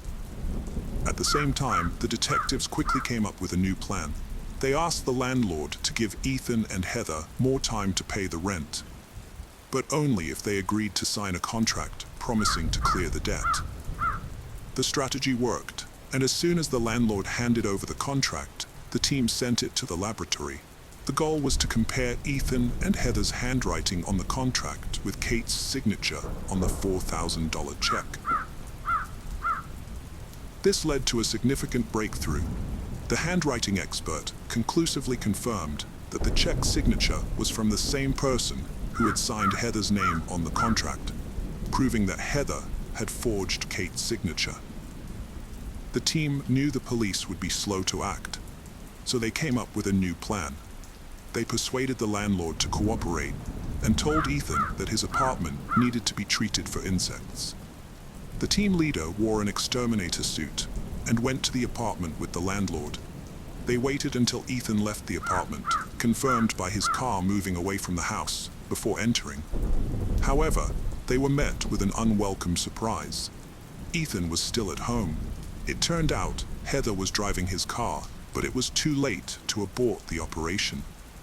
The investigator had to improvise, insisting that fumigation was necessary and asking Ethan to wait outside while the chemicals were sprayed. Ethan, none the wiser, agreed and left. Meanwhile, the investigator carefully searched the apartment for any evidence linking Ethan to Kate's disappearance. He searched Ethan's backpack and found Chinese money, the same notes found on Kate's bed. This was their first clue. Unfortunately, no other potential clues were found. The investigator and landlord pretended to finish the treatment and left. The team needed to regroup and devise another plan.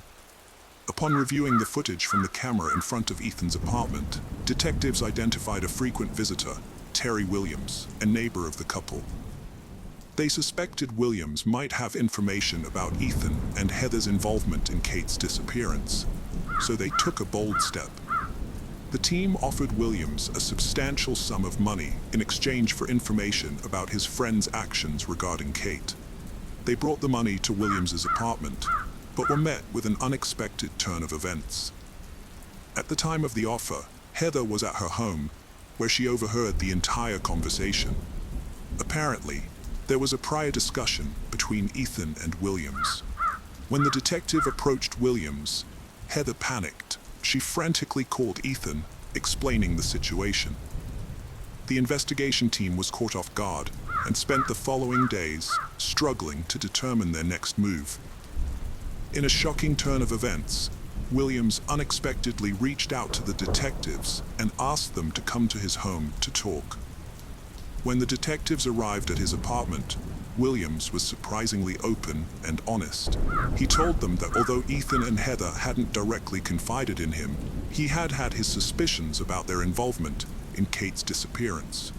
Williams then handed over an iPod he had received from Heather shortly after Kate went missing, which he had assumed belonged to Kate. The detectives analyzed the iPod and were able to trace its ownership to Kate using its serial number. This discovery provided the final piece of evidence needed to reopen the case. This time, the authorities couldn't ignore the evidence and finally arrested Ethan and Heather. During the initial interrogation, Heather agreed to cooperate with the authorities in exchange for a lighter sentence. She claimed Kate's body was located on Watala Island, approximately 20 miles from her residence. A police search team scoured the area all day, but failed to find Kate's body.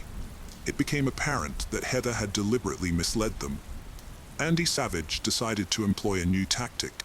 Recognizing that Heather was likely directly involved in Kate's murder, he met with her and promised to help. Andy offered her a deal. In exchange for revealing the exact location of Kate's body, he would assist in getting her off the forgery charges. Heather, believing it was her only chance, agreed. She provided a detailed description of the location, indicating that Kate's body was still on the outskirts of Watala Island. The detectives, minus the police, decided to investigate the location without alerting the authorities. However, they faced disappointment and did not find Kate's body. The next day, they returned and made a discovery. they found the remains of the young woman. Although the forensic doctors could not determine the cause of death, the perpetrator soon began to confess. In August 2009, Heather signed a confession for murder, obstruction of justice, and bank check forgery. It was discovered that she had been committing fraud for years and had targeted Kate as her next victim during a trip from Washington. Later, she met Ethan and began a relationship with him. Ethan's trial began in October 2010, during which the prosecution presented Heather's testimony to reconstruct the events surrounding Kate's disappearance. According to Heather, on the day Kate vanished, Kate discovered that Heather had deceived her and stolen her credit cards. Kate threatened to inform her father, which would likely lead to police involvement. Heather confided in Ethan, who sided with her despite his long-standing friendship with Kate. The investigation revealed that Kate was not alone with Ethan that night. Heather was also present. It appears that the pair attempted to negotiate with Kate at the restaurant to prevent her from exposing the deception. Heather may have promised to return the stolen credit cards and money, which were at Ethan's apartment when the three arrived. The court questioned Heather's account and ultimately sentenced her to 39 years in prison. Ethan received a slightly lighter sentence of 25 years, largely due to Heather also being charged with fraud. The case of Dupont de Ligonnès. In early April 2011, the shutters of house number 55 on Boulevard Robert Schumann in Nantes, France, remained closed for the first time in years. This was unusual because the house, which belonged to the Dupont de Ligonnès family, was typically filled with the sounds of the family's 4 teenage children and their 2 dogs. The family consisted of Xavier, his wife Agnes, and their children. The neighbors, who were accustomed to seeing the shutters open even when the family was on vacation, noticed the unusual silence and alerted the local police, fearing something might have happened to the family. During the initial police inspections, no signs of the Dupont de Ligonnès family were found. However, on the 5th inspection, a horrific discovery was made. Xavier Dupont de Ligonnès was born on March 9, 1961, in Versailles, a western suburb of Paris. He was the eldest son of French Count Bernard Hubert Dupont de Ligonnès and his wife Geneviève Tertz. The family also had a daughter named Christine, born in 1966.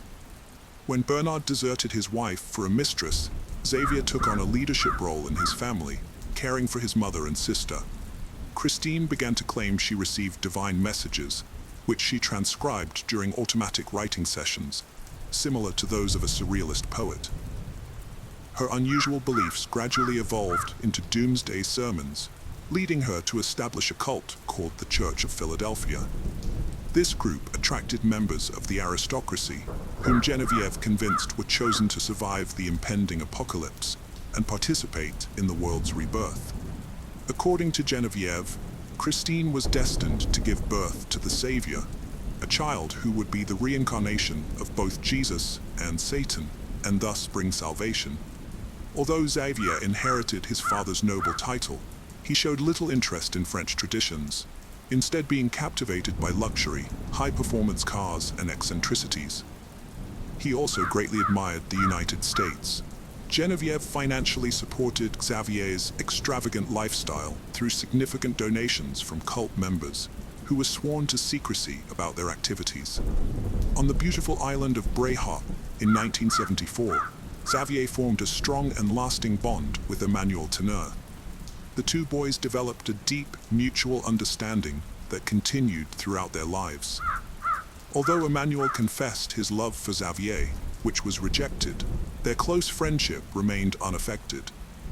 2 years later, Xavier met Agnès Hona, born on November 9, 1962, in Neuilly-sur-Seine, near Paris. Agnès was deeply devoted to her religion and worked as an assistant at the Blanche de Castille Catholic School in Nanterre, where she taught catechism.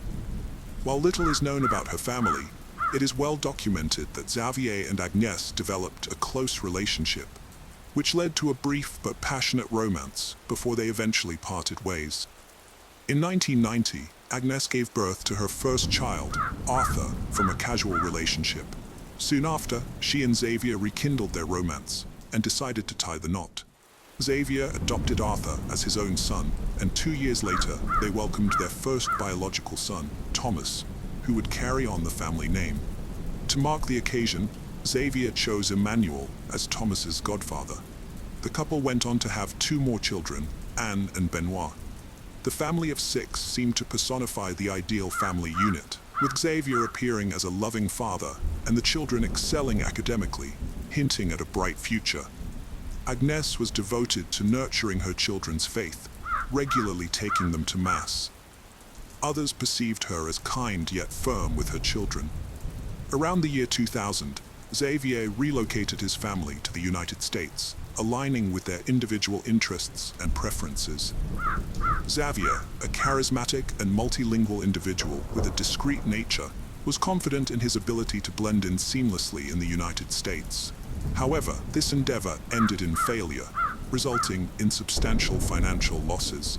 Upon his return to France, he began to amass significant debts tied to his professional pursuits, which often seemed shrouded in ambiguity. Multiple investigations have portrayed him as a salesman. According to French media reports, financial struggles had been a persistent concern for Xavier over several years.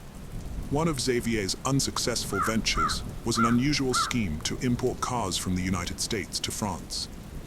He also launched several small businesses, none of which saw significant success, including a hotel and restaurant guide for sales representatives, a customer loyalty system for restaurants, and an import scheme for cars from the United States to France. He was listed as the manager of the French Federation of Commerce, although the accounts for this enterprise were minimal. In 2003, he hired 6 salespeople to help turn his fortunes around. Xavier's work often took him away from home from Monday to Friday, earning him a meager annual income of around $4,200 in declared earnings. As financial issues began to strain his marriage, typical marital disagreements were likely exacerbated. In 2004, Agnes poured her heart out on a French forum, detailing the challenges she and her husband faced. She revealed that he had once told her that a group death as a family wouldn't be catastrophic, a haunting statement that would linger. By 2009, the mounting debt had severely impacted their relationship, leading to a temporary separation. During this period, Xavier sent numerous letters blaming Agnes for the family's troubles and holding her responsible for their financial ruin. This emotional turmoil took a devastating toll on Agnes, causing her to lose her appetite and struggle with insomnia on numerous occasions. Xavier sought help from his friend Emmanuel, who hailed from a wealthy family and had inherited a substantial fortune from his father. Despite his affluence, Emmanuel lived modestly in a small apartment, preferring to use his wealth to support others. He was an enigmatic and somewhat eccentric individual who never hesitated to lend Xavier significant sums of money. In addition to financial support, Emmanuel funded Xavier's travels and even co-signed for the house where Xavier eventually settled with his family in the late 2000s. Thanks to Emmanuel's generosity, the family resided in a cozy chalet located in the suburbs at 55 Boulevard Robert Schumann, west of N.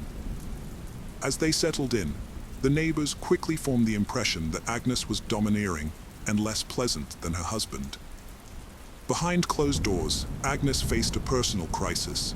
She saw Xavier as both too fragile and paradoxically too rigid, almost militaristic in his behavior.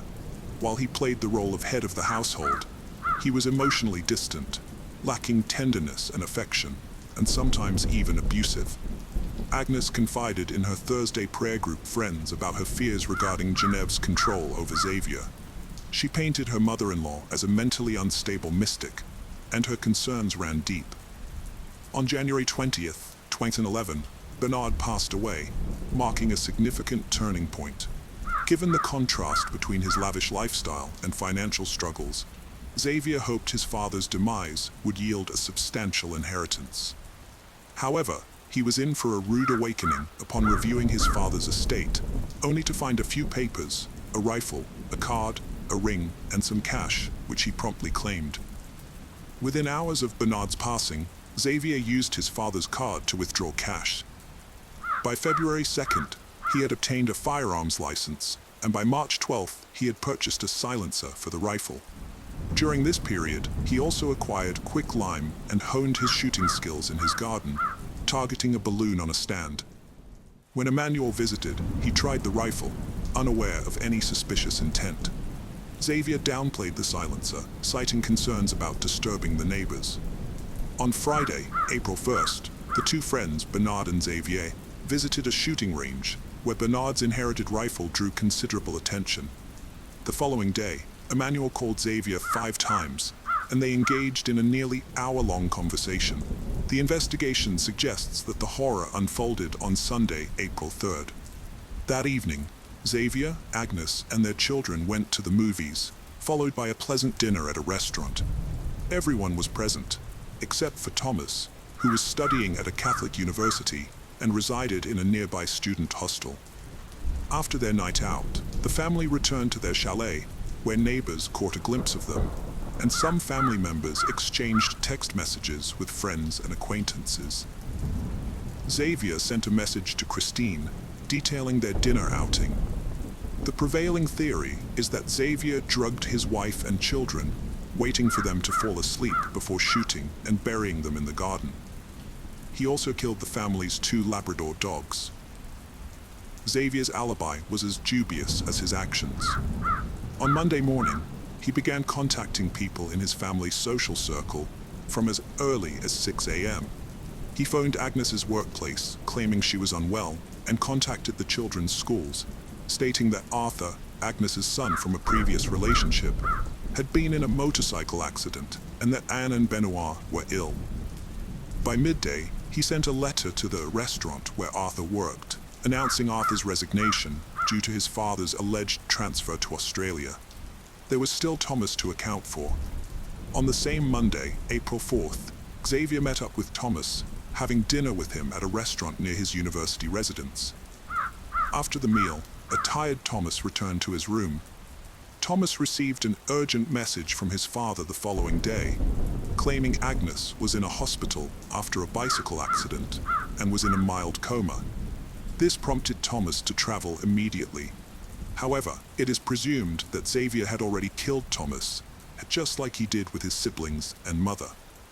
Later that evening, Emmanuel had a 19-minute conversation with Xavier. At midnight, a friend of Thomas received a message from him, stating he was watching a movie with his father at home. But by then, Thomas was likely already dead. About an hour later, Xavier sent an email to Emmanuel, arranging to meet soon. Emmanuel replied, reminding Xavier that he had power of attorney and that the key was on the sailboat. Instead of trying to hide, Xavier went about his daily routine, going in and out of his house, leaving notes on the door, and withdrawing cash from ATMs. He used his credit cards to pay for meals at restaurants and stayed in hotels under his real name, all while being caught on security cameras. As time passed, neighbors began to notice something was off. The usually open windows of the chalet were closed. The family's 4 children were no longer seen. The dogs had stopped barking, and Agnes hadn't returned to work. It was as if the family had vanished into thin air. Piecing together the strange signs, worried neighbors alerted the authorities. When officers arrived, they found a nearly bare refrigerator containing only a few jars of preserves. In the kitchen, they discovered a still damp mop, and in the living room, a chest sat on the table and guitars lay on the sofa. It seemed as though the Dupont de Leon family had vanished into thin air. The scene was unsettling, with beds stripped of their sheets, picture frames empty, and closets devoid of clothes. Everything hinted at a sudden and mysterious departure. A few days later, on April 9th, a letter emerged, sent to family and friends. The letter claimed that Xavier had been recruited by the U.S. Drug Enforcement Administration and that the family had to go into hiding as part of a witness protection program, explaining their sudden disappearance and silence. However, neighbors were skeptical about this story, feeling that something wasn't quite right. They feared for the family's safety and urged the authorities to dig deeper. Xavier drove through southern France in his car as the case continued to attract media attention, leading to the emergence of more details from the past. On April 15th, security cameras recorded Xavier checking into a small hotel near Cannes, where he parked his car, grabbed a bag, and vanished into the nearby woods, marking the last time he was seen. Emmanuel made a surprising call to his mom, revealing secrets like his homosexuality, alcoholism, and depression. When cops searched the house again, they found a freshly disturbed patch of earth. After investigating, they discovered a concrete slab, leading to a grim find. Agnes and her 4 kids, shot and wrapped in bags with religious symbols, buried in burlap sacks with quicklime, along with the family dogs. In the master bedroom, a sleep apnea device was found, last recording at 3:27 a.m. on April 4th. Xavier may have spared Thomas due to his bond with Emmanuel. However, when questioned, Emmanuel's cooperative facade cracked, revealing inconsistencies in his story. 24 hours later, Nantes police searched Emmanuel's apartment, seizing his laptop. He then revealed his knowledge of Xavier's rifle. An examination of the hard drive uncovered emails between Emmanuel and Xavier, including one from April 6th that raised suspicions. Investigators began to suspect Emmanuel's involvement in Xavier's escape. Christine and JVV also faced scrutiny for their evasive answers about Xavier and the Church of Philadelphia. JVV dodged questions about Xavier's childhood and the sect's income, denying its existence. But investigators found a complaint from former members who fled after Christine's proposal to conceive a chosen one through group sex. This revealed the sect's workings, including rich backers. Suspecting support for Xavier, police questioned former members and watched the sect's followers, but found no leads. Authorities tracked Xavier's movements via cell phone records. Last sighting, April 15th, possibly carrying a weapon. Despite searches, no body remains found. Speculation, rescued by boat, taken to another country. International arrest warrant issued May 4th. Police investigated boat ownership but found nothing. On May 9th, Emmanuel was summoned to the Nantes police station for another interview, which had escalated into a grueling interrogation. The police had shifted their focus to finding a sailboat and identifying its captain. But Emmanuel was still oblivious to the magnitude of the investigation or the mounting suspicions against him. When questioned about a sailboat reference, he attributed it to coincidence, explaining that he had granted Xavier power of attorney to access his safe deposit box in case of an emergency. The key, he revealed, was hidden on a model sailboat in an apartment, and the safe contained only his will. The police, still frustrated and empty-handed despite the intriguing coincidences, ultimately released Emmanuel. At this point, the investigation remained shrouded in uncertainty. Emmanuel was viewed as a witness, with no arrests made, and police questioned the need to further interrogate him. However, they decided to apply pressure, given his credibility as an accomplice. A notable detail emerged when investigators found an unusual $4,200 check signed by Emmanuel, linked to a previously unknown Monaco account. Authorities requested account statements, but faced resistance due to Monaco's strict banking privacy laws. September 28th, 4 police officers visited Emmanuel's home. He emerged disoriented, in underwear, barely confirming his identity. His sparse apartment was cluttered with empty bottles, revealing deep loneliness. Emmanuel was tormented by the lack of letters or calls from his friend. The police now viewed him as a lost soul, not a suspect, wondering if they'd followed the wrong lead. Xavier had become one of France's most wanted alleged murderers, possibly even globally renowned. In 2015, a journalist claimed to have received a letter from Xavier, stating he was alive, but the handwriting, DNA, and fingerprint analyses failed to yield any conclusive evidence. On January 9, 2018, police raided a monastery in Rab-Brun-sur-Aron following a tip-off about a monk resembling Xavier, but after an intense 2-hour search, they determined it was a case of mistaken identity. On January 18, 2019, Andual died of a heart attack, and that same year, authorities arrested a man they believed to be Xavier at Glasgow Airport in Scotland, but once again, it proved to be a case of mistaken identity. Another theory proposes that Xavier might be hiding in South America, specifically Argentina, where his linguistic skills and charisma would enable him to seamlessly blend in. Years have passed, and the Church of Philadelphia has not only endured, but reportedly undergone a resurgence. This small, highly secretive group consists of members who have been part of it for nearly 40 years, living as if they have withdrawn from the world. In the summer of 2019, two brothers who were raised within the sect filed new complaints against Christine and Gev, claiming that these women fervently preached that Xavier was alive, innocent, and hiding in the United States as part of a witness protection program. They alleged that everything written in the April 9th letter was pure fabrication. Since 2011, the case has been plagued by speculation and false leads, leading authorities down endless dead ends. The pressing question remains, will justice ever be served for Agnes and her children? Despite the bleak outlook, some still believe that the truth will eventually come to light. The case of Timothy Jones Jr. Timothy Jones Jr. and Amber Kaiser, a divorced couple, had 5 children together, all under the age of 9. Mara Grace, Elias, Xavier, Nathalie, Gabriel Asher, and Elaine Marie. The family lived in Lexington, South Carolina. When they first met as teenagers, Amber was attracted to Timothy's world and felt a strong connection to him and his way of life. They got married young, and while Timothy pursued his education in Mississippi, Amber dedicated herself to being a homemaker. Timothy grew up with a mother who struggled with schizophrenia, which gradually worsened over time. She eventually needed constant care. When Timothy's father was just 20 years old, he took Timothy to live with his grandmother. There, Timothy was exposed to a troubled environment marked by domestic violence, substance abuse, and alcoholism.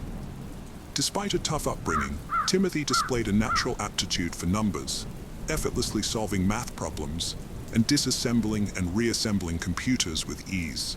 However, his life took a dramatic turn when he entered adolescence and began experiencing auditory hallucinations. At the age of 10, Timothy started using drugs and drinking excessively, and at 15, he suffered a traumatic brain injury in a car accident. This injury affected his frontal lobe, the area of the brain responsible for regulating impulses, which is also linked to psychopathic tendencies. Following the accident, Timothy's behavior became increasingly erratic and stubborn. He grew intensely jealous of his father, feeling threatened by anyone who had a relationship with him, believing they were taking away his father's attention. Over time, Timothy became convinced that his father didn't love him and harbored a deep-seated fear of abandonment. After completing high school, Timothy aspired to join the elite U.S. Navy SEALs, but he lacked the required athletic talent and discipline, leading to his eventual expulsion from the training program due to substance abuse. In 2001, Timothy Jones Jr. was sentenced to a year in a labor camp at an Illinois state prison. When he was released, he appeared to have undergone a significant transformation, with religion becoming a central guiding force in his life. At an amusement park in Chicago, he met Amber, the woman who would become the mother of his children, and they quickly decided to get married, in accordance with the rigid expectations of Timothy's Pentecostal church. At the time of their marriage, Amber was 19 years old and Timothy was 22. Soon after, Amber became aware of the church's strict rules, which prohibited women from cutting their hair, wearing pants, makeup, or jewelry. Timothy believed in the principle that women should submit to their husbands and have many children. Timothy was a devout individual who dedicated his life to the church. Despite many people warning him against taking the Bible too literally, he remained committed to his faith.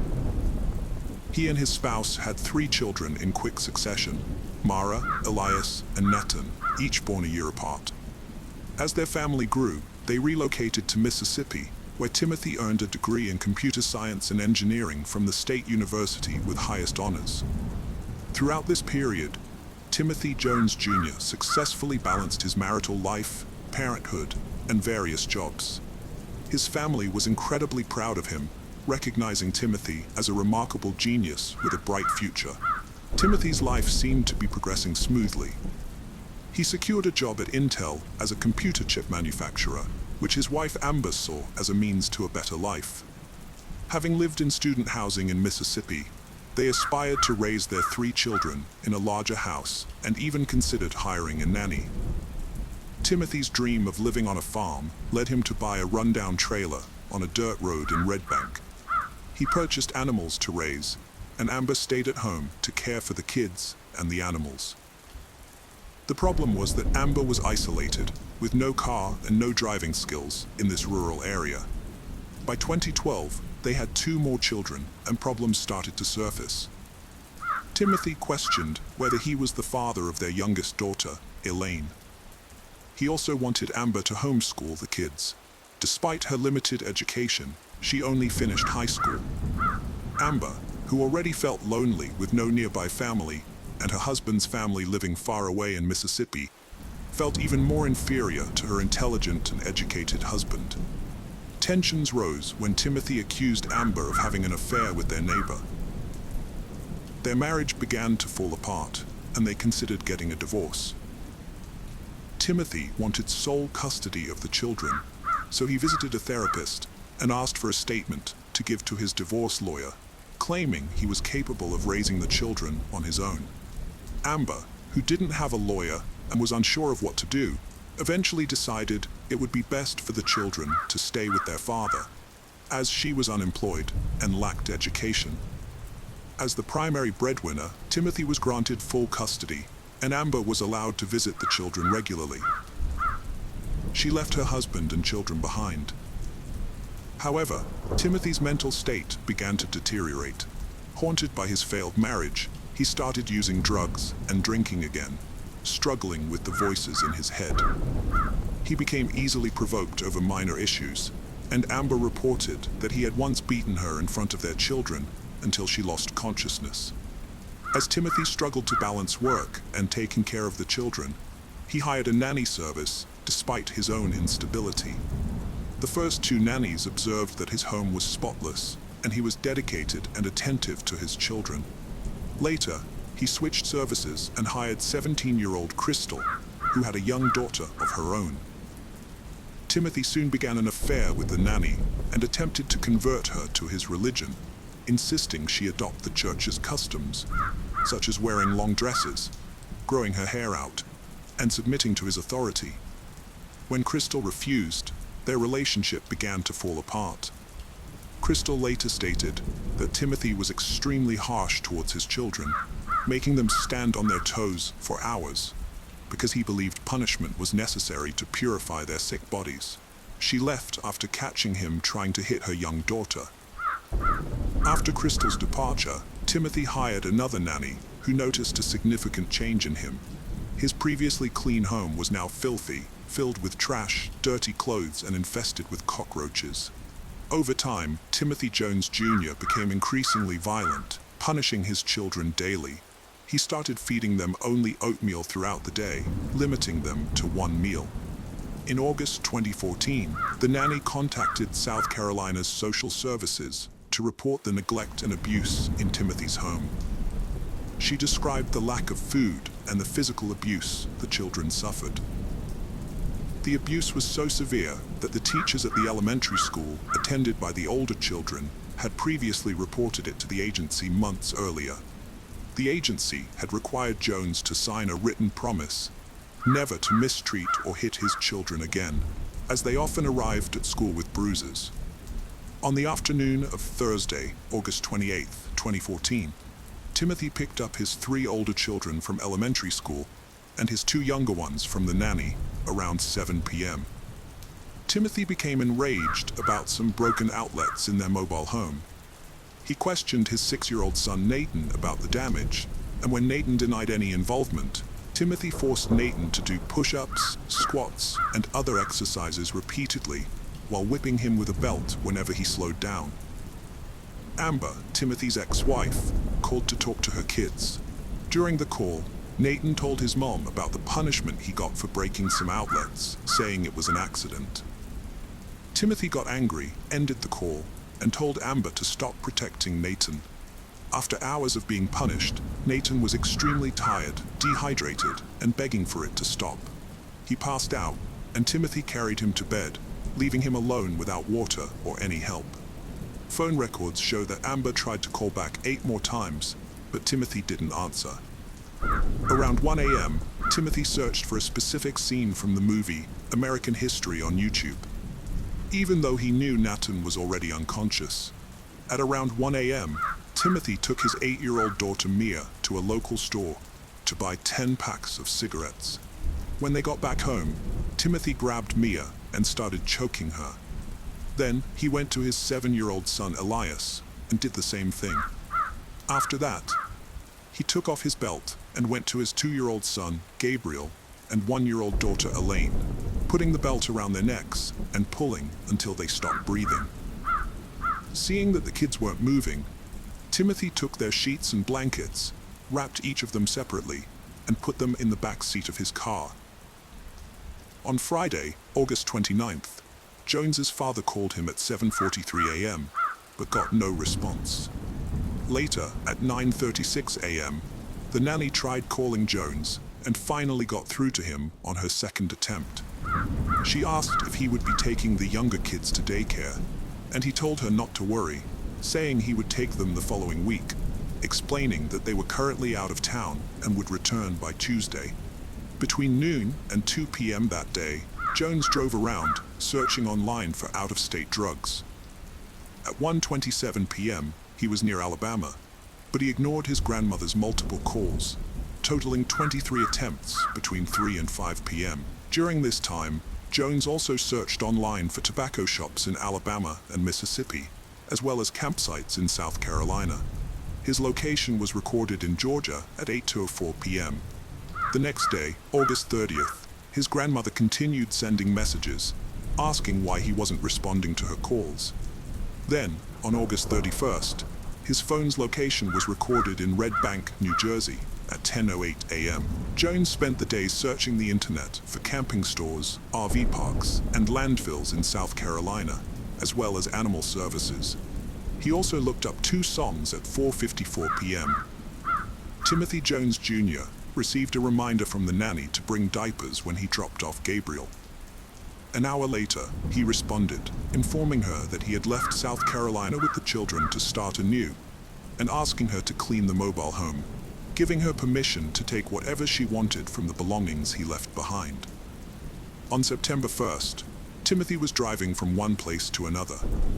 The next morning, at 10:35, he searched online for information on disposing of bodies in landfills, making muriatic acid, and camping near countries with no extradition laws, as he was facing legal issues and considering his escape options.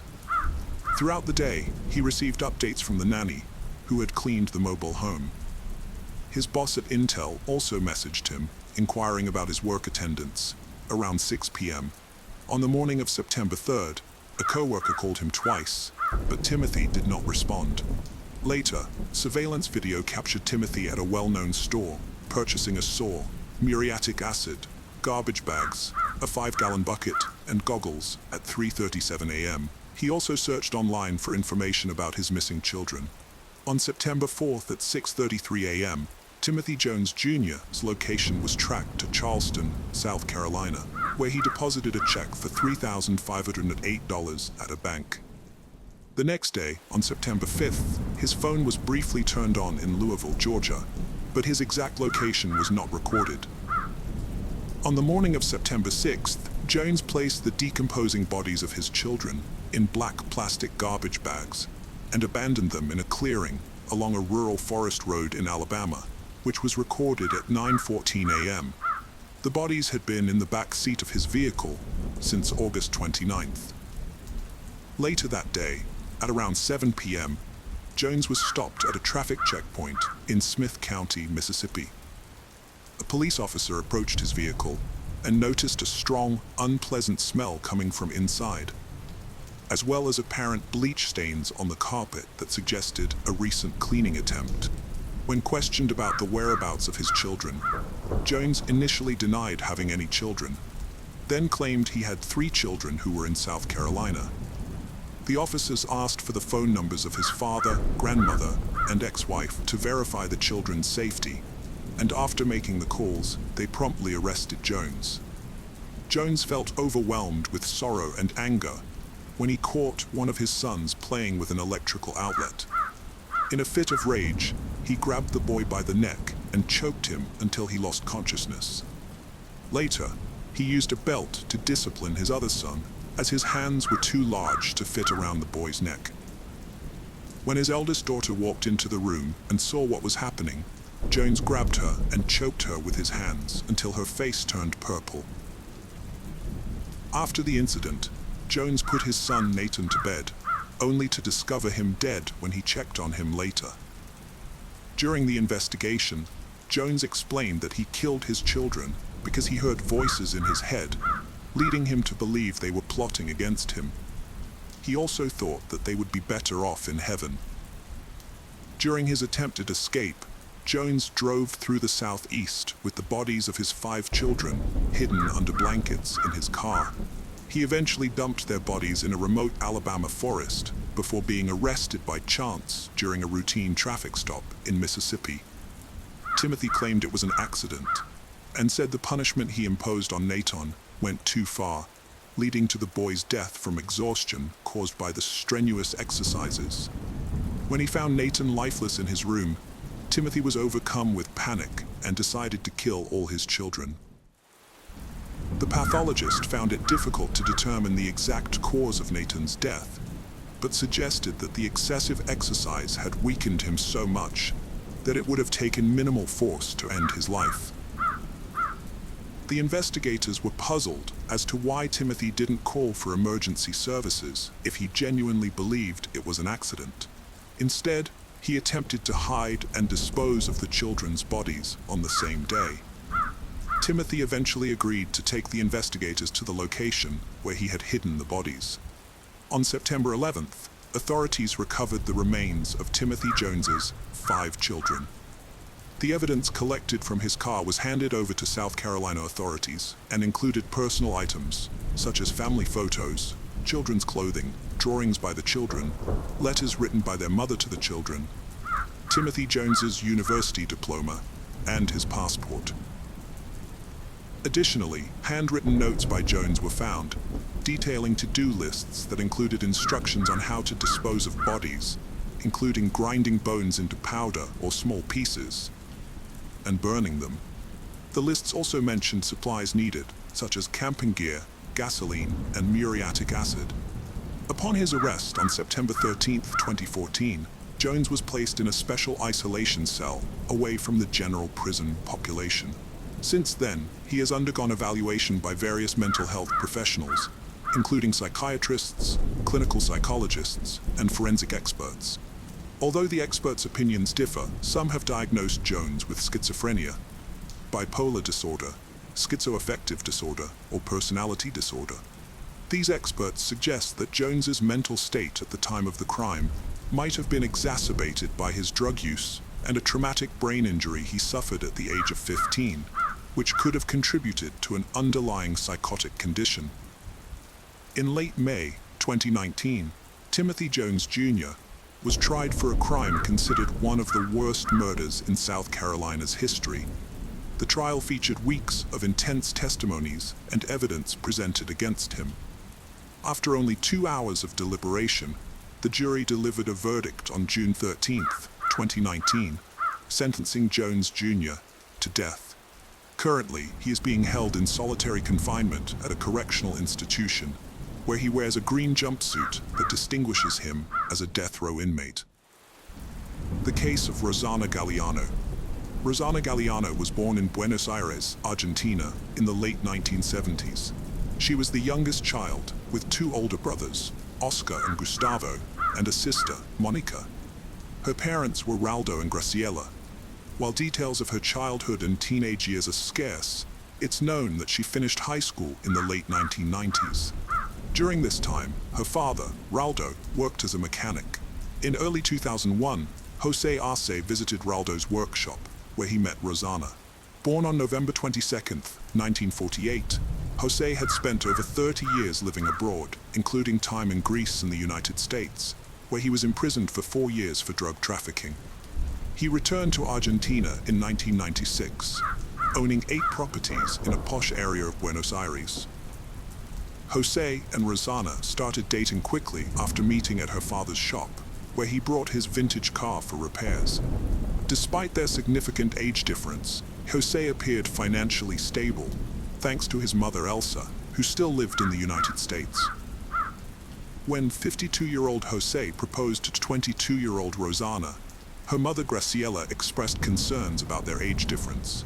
Jose argued that age was not an obstacle to love, and Graciela turned to Rosanna for reassurance. Rosanna confirmed her desire to marry him in a whisper. The couple got married on November 17, 2001, just 7 months after meeting. Jose attributed his cheerful, modern, and smart personality to winning Rosanna over. They soon had a son named Gono, but problems began to emerge soon after. Jose was a controlling and jealous partner who frequently belittled Rosanna and her family. The emotional abuse escalated into physical violence, leaving Rosanna feeling trapped and terrified. Jose's intimidating presence, reinforced by his possession of 2 guns, allowed him to maintain control, a situation that Rosanna's family was painfully aware of. He would often flaunt his guns when they had visitors, or when he visited others. On one occasion, Rosanna's brother Oscar witnessed Jose physically assaulting her while they were painting their house, telling her to shut up before hitting her. Another time, Rosanna's father noticed bruises on her back, and she revealed that Jose had dragged her across the pavement. Despite these challenges, Rosanna and Jose had their second child, and Rosanna tried to make the relationship work, hoping to provide a stable home for their children. However, her efforts were consistently thwarted by Jose's temper and disrespectful behavior. Moreover, Jose's mother Elsa exerted control over their household from a distance, making decisions about their lives during her brief visits to Argentina. By 2006, Rosanna had reached her breaking point after enduring years of unbearable abuse, and she finally found the courage to report Jose for domestic violence. Her family, however, remained largely oblivious to the full extent of her suffering. Months later, Rosanna filed a second complaint, which included a request for a medical examination to document her injuries. It was then that she confided in her sister Monica, and the two made a pact to stay in close contact, reaching out to each other whenever something happened. Monica became Rosanna's safe haven and primary source of support, providing a refuge from the unbearable realities of life with Jose. Rosanna would often visit Monica's apartment with her children, though Jose would dictate when they had to return, frequently backing up his demands with death threats. Rosanna made the difficult decision to move in with Monica and the children, leaving Jose to stay in his own home. After a period of time, Rosanna took further action by filing another complaint and seeking a divorce, which resulted in a restraining order being issued against Jose. From then on, the only times they met were during child visitation sessions at a neutral location in El Remanso Exal de la Cruz, as arranged by the court. Rosanna confided in her neighbor, Daniel Gonzalez, a married father of one who worked as a gardener. Rumors began to circulate about a possible romantic relationship between Rosanna and Daniel, although this was never confirmed. Meanwhile, Jose's threats persisted, and Rosanna shared a chilling voicemail with her brother Oscar, in which Jose casually spoke about killing her in mid-2007 while socializing with friends at a bar. Rosanna met Oscar Lugo, a 32-year-old man from Marino, who worked in a sewing workshop. They quickly became close, exchanging phone numbers and starting a romantic relationship. Oscar was an old-fashioned gentleman who treated Rosanna with kindness, attention, and listened to her, which was a welcome change after all the turmoil she had faced. By December 2007, Oscar had become a part of Rosanna's holiday celebrations, even dressing up as Santa Claus to delight her two sons. However, their happiness was threatened by Jose. who was keeping a close eye on Rosanna's every move and was aware of her new relationship. The looming divorce had panicked him. Jose tried to persuade Rosanna to end things with Oscar by offering her a truck, but she refused. When Rosanna had a severe nervous breakdown, it was Oscar who accompanied her to the hospital, not Jose. Running out of options, Jose, with the help of his mother Elsa, concocted a plan to hire a hitman whose identity remains unknown.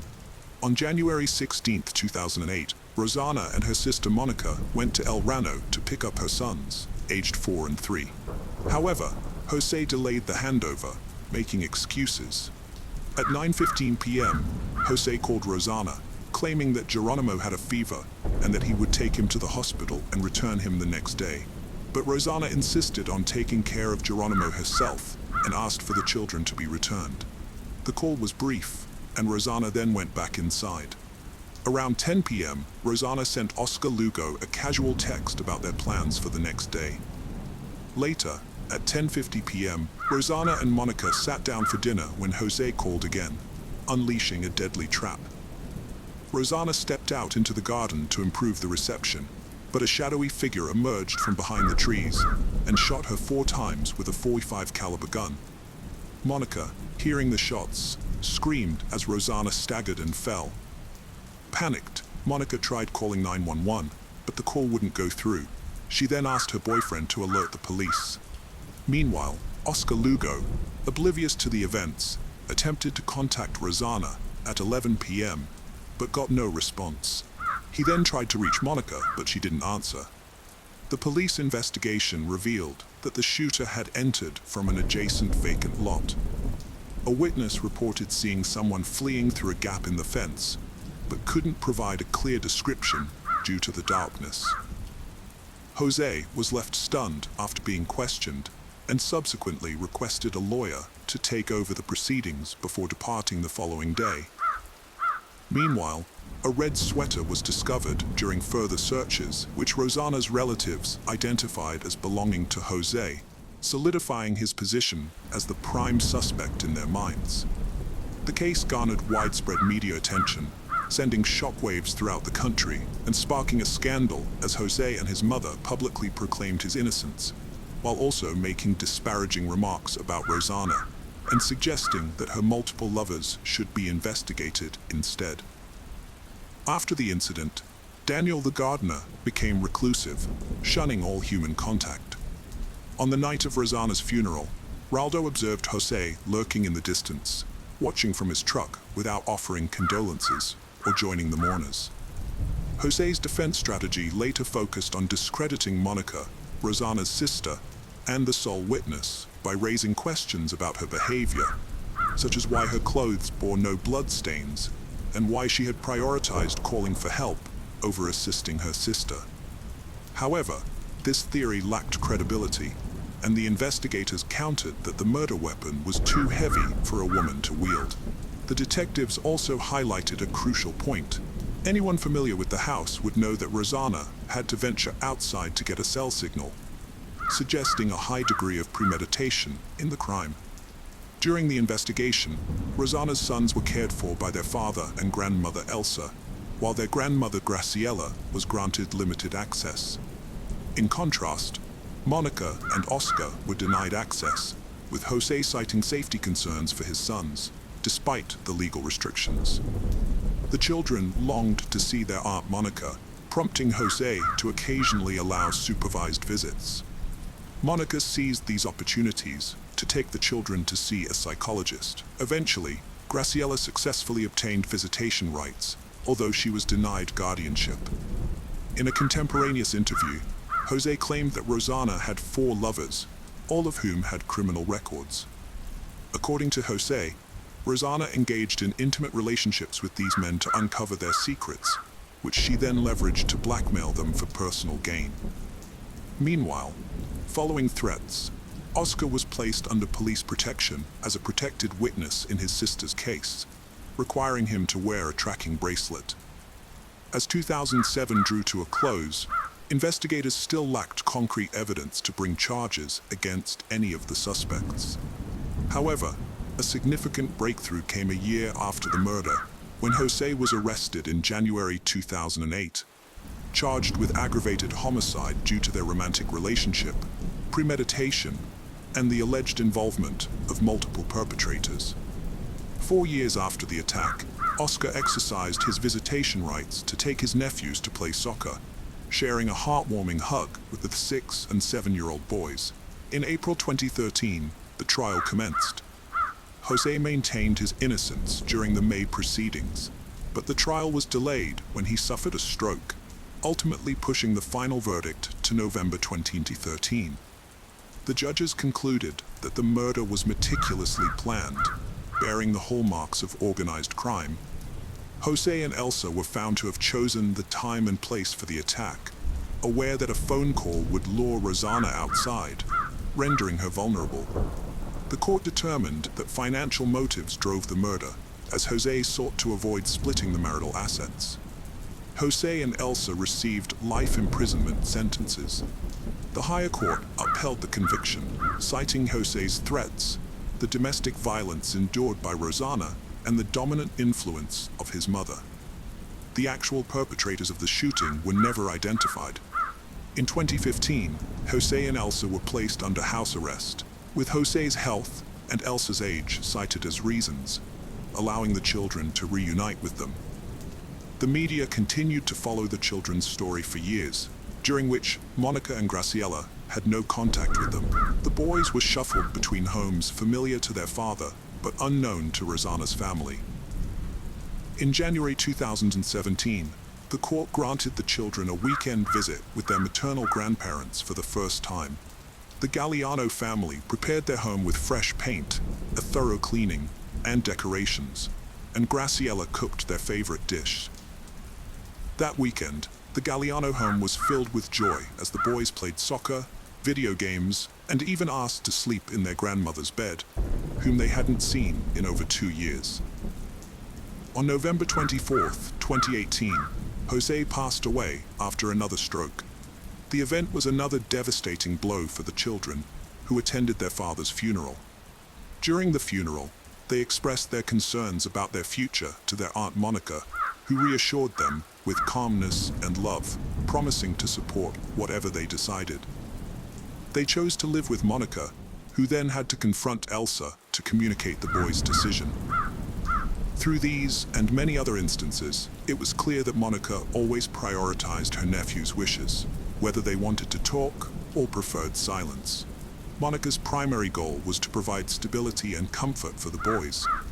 In March 2019, Jono decided against switching schools, opting to stay close to his friends and see out his final 2 years. He returned to live with his grandmother, Elsa. Meanwhile, Monica pursued custody of Nahuan. Things appeared to be settling, but tragedy struck in late November 2019 when 87-year-old Elsa was hospitalized and shortly after passed away on November 30th. The following month, Monica was awarded custody of Nahuan. By the end of the year, Jono had moved in with a family friend of his grandmother's. Both brothers still required psychological support to cope with their traumatic experiences, with Jono grappling with depression. Their psychologist acknowledged the staggering sequence of events they had endured. In March 2020, Jono's housemate passed away, prompting him to take refuge with his Aunt Monica until October of that year. When he turned 18, Geronimo rented a small apartment and began living independently, supported by the income generated from his inherited properties. Meanwhile, Monica initiated legal proceedings to secure their inheritance, fearing they might be stripped of their assets. Nahuan, on the other hand, demonstrated emotional stability thanks to the support he received, and was encouraged to continue attending therapy as needed. The case of John Parker. John Parker was born in 1970, at least one sibling, and an Indiana, United States upbringing. Hailing from a middle-class family, he was an entrepreneurial youth with a passion for independence, self-improvement, and a drive to succeed. Unsurprisingly, after high school, he sought ways to earn a living. According to his brother, his first job was as a waiter's assistant in a restaurant, although his tenure was short-lived for unknown reasons. Undeterred, he soon found a new opportunity that offered greater autonomy and led him to discover his true calling, sales. John started his career as a door-to-door salesman for Kirby vacuum cleaners, a path that initially drew mockery from his family. However, in a remarkably short period, John proved his doubters wrong, discovering his true calling in life. By the end of his first year, he had risen to become the top-performing salesman in the area, and he made it clear that he had no intention of stopping there. Putting in long hours, often exceeding 12 to 16 hours a day, John became not only a sales leader whose accomplishments were regularly recognized at company meetings, but also a mentor and inspiration to his fellow salespeople, who drew new ideas and motivation from him. During this time, John met 20-year-old Judy, a young woman from a low-income family of 3 children in Texas, born in October 1969. Judy was outgoing and confident, and despite John not being actively seeking new salespeople, she persuaded him that she excelled in sales. Though young, Judy was far from shy. In fact, she had already been married at 14 with her parents' consent, was divorced, and had 2 children, Christina and Daniel Hicks, by the time she met John. Impressed, John gave Judy a chance and became her mentor in vacuum cleaner sales. Not only did Judy earn a spot in John's sales force, but she also captured her boss's heart, and they eventually started a romantic relationship. John's life was thriving. As a renowned salesman and trainer, he had earned an excellent reputation, and Judy's support in both his personal and professional life was invaluable. With this solid foundation, he decided to take the leap and start his own business in Michigan, becoming a sales and service operator for Kirby vacuum cleaners. In addition, he offered training sessions for salespeople, sharing his personal secrets and infectious enthusiasm that had contributed to his success in the industry. John's company soon became one of the top performers in the area, a feat he always attributed to Judy's unwavering support. In 1992, with his professional life firmly established, John and Judy got married. The following years were dedicated to demonstrating the potential achievements of a successful salesperson. They had 2 daughters, Tiffany and Erica, adding to their family of 4. As their fortunes grew, they relocated to better residences, and their children began to reap the benefits of John and Judy's hard work. John initially got along well with his wife's children. Christina was a sweet and innocent girl, while Daniel was hyperactive and a bit mischievous. The Parkers had a comfortable life, with excellent schools for the kids, luxurious cars, and frequent vacations. John was building a substantial fortune and wanted to inspire the young salespeople he trained by showing them what they could achieve through hard work. However, Christina's choice of friends was concerning, as she hung out with kids who had behavioral issues and even drank with them. There were also rumors that she used drugs. Meanwhile, 13-year-old Daniel was heading down a troubled path, often appearing angry and poorly supervised. One incident involved Daniel taking John's car without permission and driving recklessly around the neighborhood, damaging many mailbox posts. The next day, John visited the affected homeowners to pay for the damages and avoid having Daniel reported to the police. Around the same time, John was summoned to Daniel's school to address a complaint about his bad behavior. Unfortunately, the encounter ended with John physically disciplining the boy, which created tension in their relationship. After 9 years together, Judy decided it was time to introduce her family to the humble Texas town where she grew up, and to reconnect with one of her brothers, who still called it home. During their visit, Judy confided in her brother that her marriage was on the brink of collapse, and that John's behavior towards her children was a major concern. However, the reality was that Judy herself was failing to acknowledge her older children's wayward paths, instead siding with them, which only added fuel to the already volatile situation. John's situation went from bad to worse when he began to suspect that his wife was having an affair with one of his company's employees. As a man of action, John didn't let problems simmer. He addressed them head-on. To be certain of his suspicions, He installed cameras around the office and eventually gathered irrefutable evidence. This confirmation crushed John, and his friendly demeanor took a drastic turn for the worse. He started drinking excessively, which led to violent arguments with Judy and rough treatment of his children. One day, he brutally beat his daughter Tiffany with a belt after her teacher informed him that she had forgotten her homework. The teacher noticed the marks the next day and reported the incident to social services. Before they arrived, John warned the four kids that if they wanted to maintain their luxurious lifestyle, they needed to keep quiet about the beating. Tiffany ended up blaming her stepbrother Daniel, who didn't deny the accusations. John's bad mood didn't only affect his family, it also had a significant impact on his employees and the company's clients, who suffered from his outbursts of rage as a result of his wife's infidelity. In an attempt to separate his wife from her lover, John decided to relocate the family to an exclusive area in Crown Point, Indiana.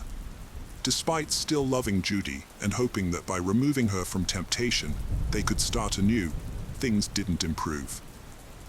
Although Judy made an effort to improve her appearance by losing weight and changing her look, John, on the other hand, let his beard grow, started smoking, and his wardrobe became limited to jeans. His constant distraction led to the decline of the business, which almost went bankrupt, forcing him to sell his boat to stay afloat. Rumors spread throughout the office that Judy was having an affair with Jeff, John's right-hand man, although it was unclear whether the rumors were true or not. These rumors undoubtedly fueled more disagreements between they. At a certain point, Judy dropped a bombshell. She wanted a divorce, but John knew it wouldn't be that straightforward. He felt he had given Judy everything, rescuing her from poverty, embracing her children, lavishing her with luxuries, and loving her with an all-consuming passion. Now that same passion had curdled into bitter resentment. He retaliated by severing all her financial lifelines. He made it crystal clear, if she walked out, she'd leave with nothing. And he had the ultimate trump card, a recording of her illicit affair with a colleague. At the start of 2003, the strained relationship between John and Judy had taken its toll on their children, whose behavior continued to deteriorate. Tiffany's actions were particularly concerning, having recently been grounded for setting a fire on school grounds with a friend. The turning point came on Thursday, April 17, 2013, when John and Judy decided to have dinner alone at a restaurant, likely in an attempt to find a resolution to their marital issues, or, at the very least, ease the tension. After dining, they phoned home to check on the kids and informed them they would be back soon. Christina requested that they stop by her office to pick up a forgotten school notebook. On their way back, they made a detour to the office, and John took the opportunity to drop off the leftover dinner to Jeff, who was allegedly working late. They arrived at the office in a deserted industrial area just before 10 p.m. As John talked to Jeff inside, Judy retrieved her daughter's notebook and headed back to their car parked outside. Moments later, John emerged from the office and opened the rear door on the driver's side to search for something in the vehicle. Suddenly, two loud bangs echoed through the air, and John crumpled to the parking lot floor. Almost instantly, 911 operators received frantic calls from Judy and Jeff. Police and medical assistance units responded to the scene within minutes. Tragically, John, 33 years old, had been shot in the back of the head and was declared dead at the scene. When questioned, Judy, who was inside the car at the time of the incident, was unable to provide much insight. She stated that she had been sitting in the car when her husband emerged from the office, opened the back door on the driver's side, and immediately heard two shots. Judy recalled that upon hearing the gunfire, she instinctively hid, using the seat for cover, and when she finally looked up, she caught a glimpse of a dark-clad figure fleeing the scene. John's wallet was missing, leading investigators to initially suspect a robbery. However, as they delved deeper into the scene, doubts began to arise. Several questions troubled the investigators. Why would someone target this desolate industrial area at night, with no one around to witness the crime? If it were a robbery, why would the perpetrator take John's life first, and then steal his wallet, when they could have easily taken the $20,000 gold Rolex he was wearing, as well as other accessible jewelry? And why didn't the thief search John's pockets, a common practice in such assaults? 2 bullet casings were recovered at the scene, corroborating Judy's account of hearing 2 explosions. One of the shots had killed John almost instantly, while the fate of the second remained unclear due to a lack of official information. With their minds racing with questions, the investigators launched their inquiry. And naturally, Judy was the first to be questioned. She revealed that her husband had a dispute with a company employee sometime prior, and was able to identify the individual. However, beyond this, Judy was unable to provide any further insight beyond her initial statement at the scene. Jeff, likewise, proved unhelpful. He was inside the office and only emerged after hearing the shots, by which time everything was already over. Meanwhile, the authorities contacted the Parker residence, where Christina answered the call and was informed of her stepfather's passing. With the robbery motive all but dismissed, detectives shifted their focus to John's inner circle, starting with the disgruntled employee who had allegedly harbored resentment. The man acknowledged their intense argument, but claimed it had been amicably resolved, and his alibi checked out after a thorough investigation. The investigation subsequently cast a wide net, encompassing nearly everyone close to the young businessman: business partners, past and current employees, competitors, and even John's friends and family. The only somewhat suspect discovery was the interaction between the widow and the company's general manager, though it ultimately yielded no concrete evidence. Judy's demeanor at her husband's funeral was peculiar, to say the least. Observers noted that she seemed cheerful, chatting with friends and acquaintances, a stark contrast to the somber mood expected of her. Meanwhile, her ex-husband, father of their 2 children, appeared surprisingly at ease, casually reading a newspaper during the service. 4 days after John's murder, 15-year-old Daniel was questioned about his involvement. 6 months prior, Daniel had paid gang members to kill his stepfather, but they kept the money and didn't follow through. After John's murder, investigators looked into Daniel again. Daniel confessed to paying to hurt John, not kill him, but was released after 9 days due to lack of evidence. Later, it was revealed that John's issues with Judy's children had sparked a deeper investigation into Daniel, which led to suspicions about Judy's 17-year-old daughter, Christina. When questioned, Christina denied any involvement, and like before, the alleged plan was dismissed.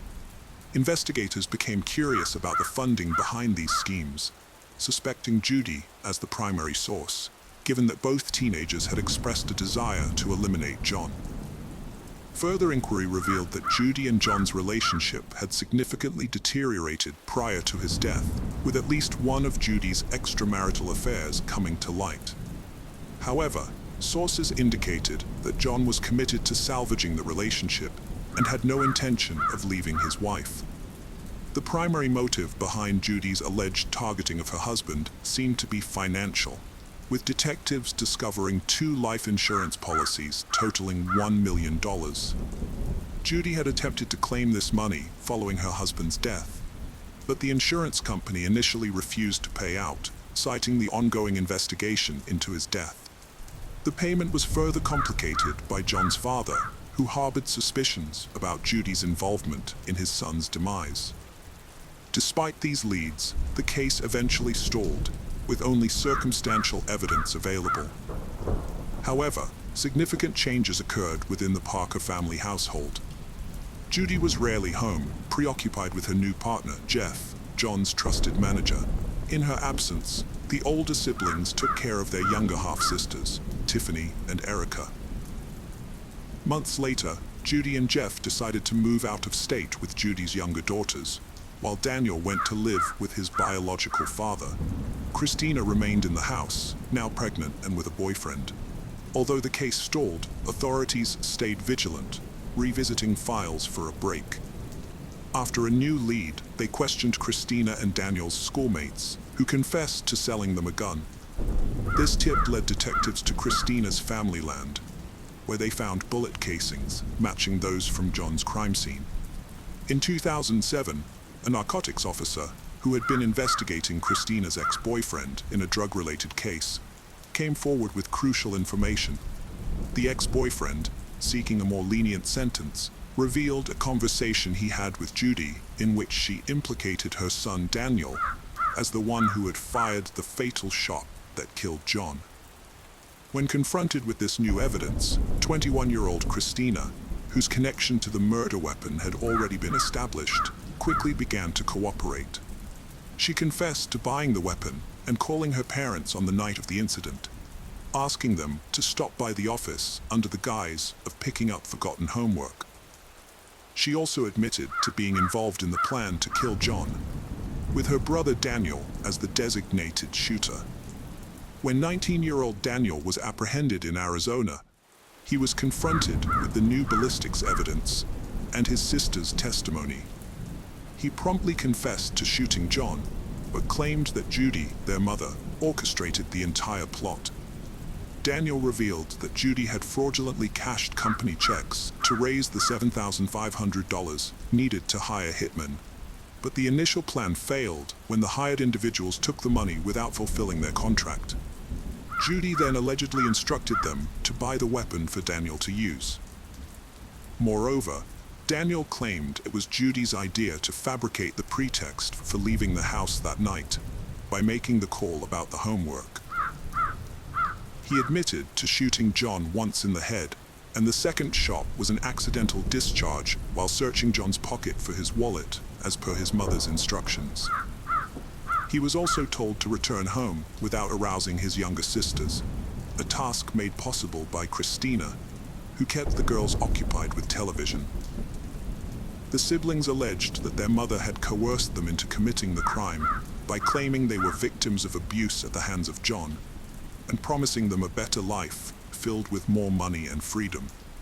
It was also disclosed that this was not Judy's first attempt to kill her husband, as she had previously attempted to poison his food, resulting in only a brief hospitalization for John under the pretense of food poisoning. By the end of 2007, Christina and Daniel were formally charged with murder and conspiracy. Christina entered a not guilty plea for the conspiracy charge and was released on bail several months later in March 2008. Daniel, then 20 years old, pleaded guilty to a conspiracy charge for involvement in his stepfather's murder and agreed to cooperate, implicating his mother in the crime.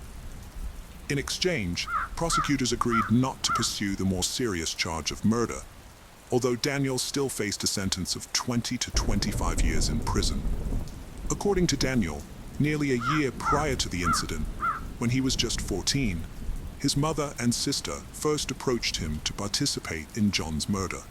He claimed that his mother provided him and his sister with money to purchase a handgun, along with black clothing, gloves, and a mask for the day of the crime. She also allegedly gave him explicit instructions on how to carry out the task, including taking a thorough shower upon returning home to eliminate any traces of gunpowder residue.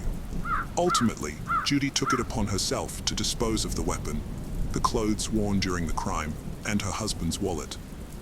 In July 2009, 6 years after her husband's death, Judy faced the inevitable and surrendered to the authorities, agreeing to plead guilty to conspiracy to commit murder.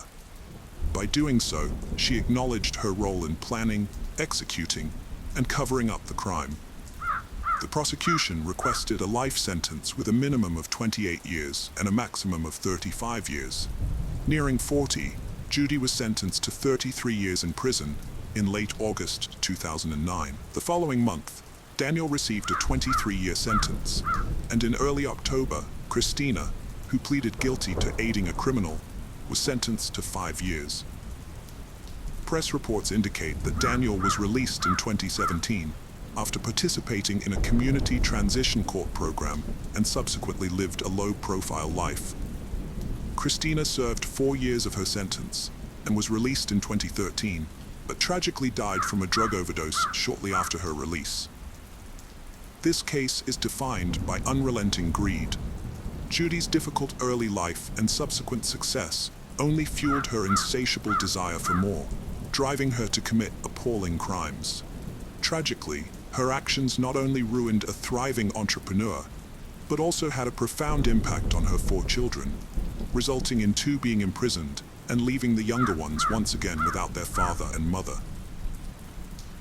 The case of Marta del Castillo. Marta del Castillo was born on June 19, 1991, in Seville, Spain, to Eva Casanova and Antonio del Castillo. At 17, her life took a devastating turn. On January 24, 2009, Marta was chatting with her best friend, Silvia Fernandez, when she abruptly ended the conversation, telling her she had to leave in a hurry because her boyfriend Miguel Carcano was waiting downstairs. She promised to fill her friend in on everything when she returned, saying she needed to clarify some issues in their relationship. In the hallway, Marta encountered her father, who cautioned her against getting on Miguel's motorcycle, but she simply kissed him on the cheek and left. At 5:30 p.m., Marta departed, and as the hours ticked by with no sign of her, her family grew increasingly worried. Her mother began calling acquaintances who might know something about Marta's whereabouts, including Carcano. Everyone seemed to think she was with Miguel, but when he failed to answer their calls, Marta's father decided to visit the boy's house. He rang the doorbell repeatedly, but no one responded. It wasn't until they managed to contact Samuel Benitez, a close friend of Miguel's, that they learned Marta had been dropped off at his house around midnight. This struck Marta's mother as suspicious, given the time was only 11:45. At 2 a.m., Marta's family reported her disappearance, but they had no idea it would become one of the most sensational cases in the country's history. 4 hours later, the police disclosed that Marta's boyfriend, Miguel Carcano, was already a suspect. At 1:30 p.m., a third report was filed, but the police failed to act, leaving the family increasingly frustrated. It wasn't until 17 hours after the initial request for help, as stipulated by protocol, that the officers finally began searching for Marta. In the days that followed, the family took it upon themselves to gather statements from relatives and friends of the young girl. On January 27, 2009, the family held their first press conference, simultaneously launching a campaign to find Marta. The next day, approximately 2,000 people protested in Seville, demanding the young girl's safe return under the rallying cry, "We are all Marta." Another demonstration was convened on February 7th, drawing around 3,000 people. The case continued to captivate the nation, dominating television and newspaper headlines. After 21 days of searching, the police finally located Miguel Carcano on February 13th. The 20-year-old took full responsibility for the case, confessing that he had murdered Marta and dumped her body into the Guave River near his apartment. He also revealed a crucial detail: he did not act alone. He identified Samuel Benitez as one of his accomplices, claiming Benitez had helped dispose of the body. Benitez accepted culpability. Later, Miguel implicated Javier Garcia Marin, a troubled miner known as El Cuco, and Francisco Delgado, his brother, as well as his girlfriend Maria Garcia, as co-conspirators. All 5 were arrested. The subsequent interrogations yielded a wave of contradictions, while a thorough search for Marta's body in the river was simultaneously launched. On February 16th, Carcano repeated his statement before a judge, in contrast to his friend Samuel, who distanced himself from the case, denying any involvement in Marta's murder and attributing his earlier confession to police pressure on March 18th. Miguel Carcano requested to revise his statement, altering his account of events. He claimed that he and El Cuco had assaulted Marta at knife point, after which the miner strangled her. They then transported her body to Delgado's house and subsequently disposed of it in a garbage container. In response to these declarations, the judge ordered the search efforts in the Guave River to be suspended and redirected the investigation to a landfill. Marta's father pointed the finger at Delgado's girlfriend, as her father worked at a biological waste crematorium, suggesting that the body might have been incinerated. This theory gained significant media attention, but the police pressed on with their search. On November 16, 2009, Miguel's preventive detention term ended, and he was moved to a supervised flat to await trial. In February 2011, he faced retrial on charges of abuse and murder. Although he was cleared of these charges due to lack of sufficient evidence, he received a 2-year and 11-month sentence in a juvenile detention center for concealing Carcano's crimes.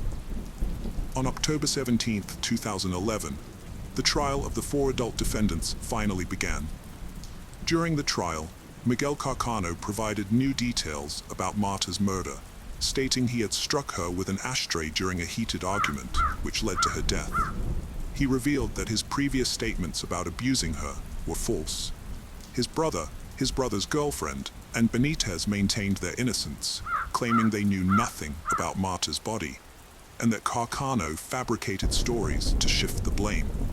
By November 22, 2011, forensic police had confirmed the presence of Marta's blood on Miguel's jacket, and a mix of Miguel's and Maria Garcia's genetic profiles on a roll of fabric tape, a cord, and an extension cable believed to have been used to strangle Marta. This evidence contradicted Maria Garcia's alibi, as she had insisted she was only at the crime scene in the early morning and was unaware of the incident. The discovery of her lie led to accusations of desecrating the body and cover-up. Furthermore, the police identified up to 5 fingerprints on 3 alcohol bottles, including one belonging to El Cuco. Benitez was the only suspect against whom no evidence was found. By this point, the 5 youths were under intense public scrutiny.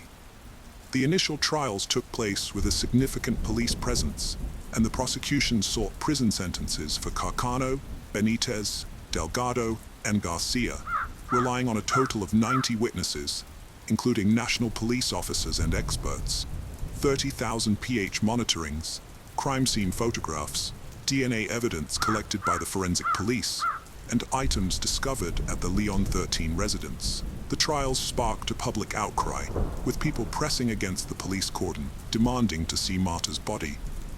Delgado and his girlfriend emerged, shrouded in Bacchus and sunglasses, but they couldn't evade the crowd.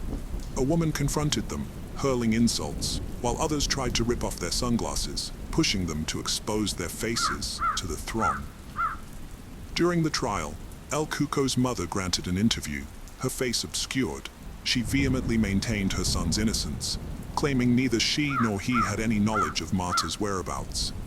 Journalists' skepticism was palpable, labeling her a liar, but she remained unfazed. She received a considerable sum of 10,000 euros for the interview. A few days later, Marta's family petitioned for the earnings to be regulated and the money to be used to face her son's impending sentence. A key witness, a taxi driver, testified that he drove Delgado on the night of the crime. Shaken by a colleague's recent murder, he remembered a bald, bearded man who stared at him intensely and was dropped off at Leon 13th Street, the crime scene, for €8. However, the defense argued the fare should have been €5, not €8, questioning the driver's credibility. Marta's parents testified, describing the deep pain and suffering they were experiencing as a result of the situation. They had been forced to give up their jobs, seek psychiatric help, and even struggle with depression. Marta's sisters, their other 2 daughters, were also going through a very difficult time.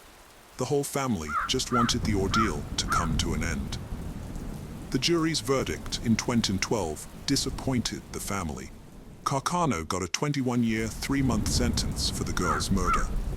He was banned from the city for 30 years and ordered to pay €280,000 to her parents and €30,000 to each sister for moral damage. 3 individuals, Delgado, Maria Garcia, and Sanel Benitez, were released from custody due to lack of evidence linking them to the crime scene at the time of the murder. The following year, Delgado and Benitez took action against Marta's family, demanding they cover the trial costs. In response, Marta's father vowed to pursue justice beyond Spain's borders, criticizing the country's justice system as outdated. He even threatened to take his case to Strasbourg, home to the European Parliament and the European Court of Human Rights. In December 2011, Marta's mother penned a heartfelt letter to Carcano, who was incarcerated at the time, pleading with him to end the anguish of not knowing the whereabouts of her daughter's body. She yearned for Marta to rest in peace in a place where she could visit, bring flowers, and converse with her. However, Carcano never responded to the letter. On January 24, 2012, 3 years after Marta's disappearance, widespread demonstrations erupted in cities and towns across Spain, demanding justice for the young girl. Incarcerated and facing threats from fellow inmates, Carcano later attempted to take his own life. As a result, he was transferred to a therapeutic unit, where he was denied visitation rights and phone privileges. The murderer was extremely active during his imprisonment, concocting as many as 7 different accounts of the crime, which led to several lawyers abandoning his defense. In his 2013 testimony, he implicated someone close to him as the perpetrator. Carcano claimed an argument erupted between him and his brother over the mortgage on their house at Leon 13. Before that, he wrote a letter to his family expressing his desire to stop covering for Delgado. According to this latest testimony, a dispute arose over a fraudulent loan, and the conversation escalated to the point where Delgado allegedly threatened his brother with a weapon. When Marta intervened, she supposedly received a fatal blow from the butt of Delgado's gun. Delgado then made a call, but Miguel claims he doesn't know who it was to or what was discussed. However, he remembers fleeing the house, leaving Marta lifeless in the room. At this point, El Cuco arrived, and Miguel requested his help to dispose of the body using a wheelchair. They transported the body to the Mahala farm in Lanada and buried it there. Marta's parents believed Carcano's story and respected him, despite the suspicious events that had unfolded.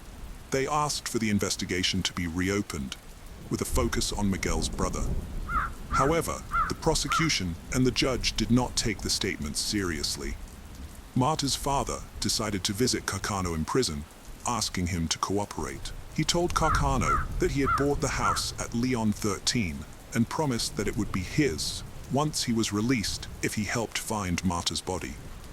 The search for Marta's body was one of the most expensive in the country's history, covering both land and sea. The initial search took place in the Guadalave River.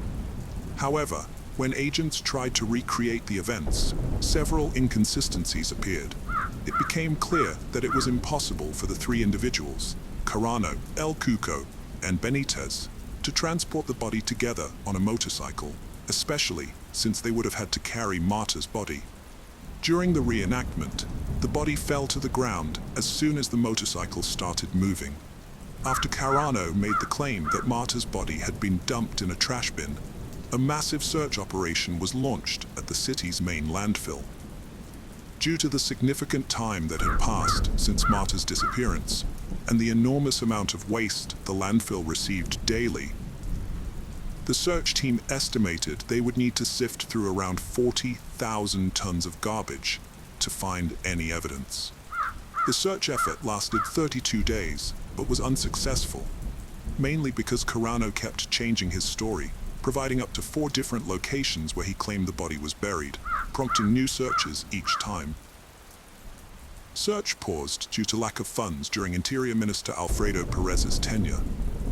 In 2013, Carano accused his brother of Marta's murder, providing a new location.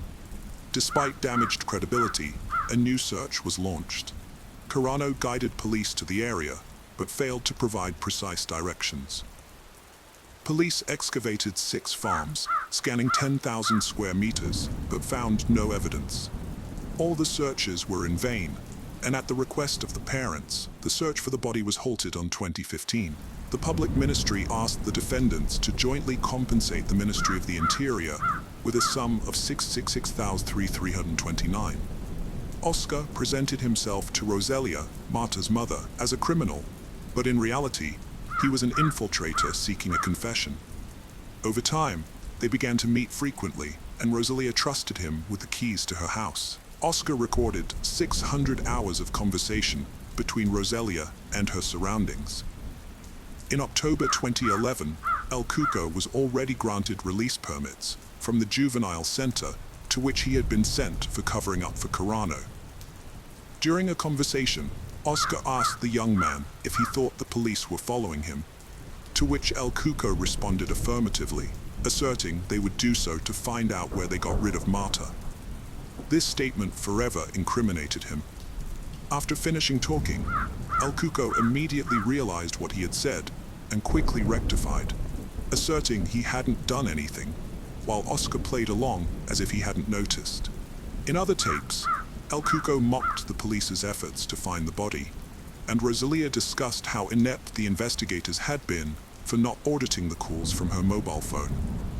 Despite the hard work of the man, those 600 hours of recordings were never judicialized. Only in 2022, 13 years after Marta's disappearance, did the infiltrators' work yield results. On May 26, 2022, dozens of people, especially neighbors of Marta's family, gathered at the courthouse doors wanting to accompany them due to the celebration of the new judicial process. Rosalia and El Cuco arrived at the courthouse shielded by the police, with the young man being entirely covered, wearing a large hoodie, a balaclava, sunglasses, and even gloves, while Rosalia was wearing sunglasses, a mask, and a headscarf. In 2011, El Cuco declared that he had not been in the flat on Lyon 13th Street where the crime occurred, but with several friends. He said he had gone home at 11:30 at night and had met his mother's partner, who had gone out to throw out the garbage, then had gone up to his house and had not left for the rest of the night. Rosalia, for her part, said she had gone out with her partner for drinks around 11:30 at night and had returned home around 1:30 in the morning on January 25th, finding her son asleep there.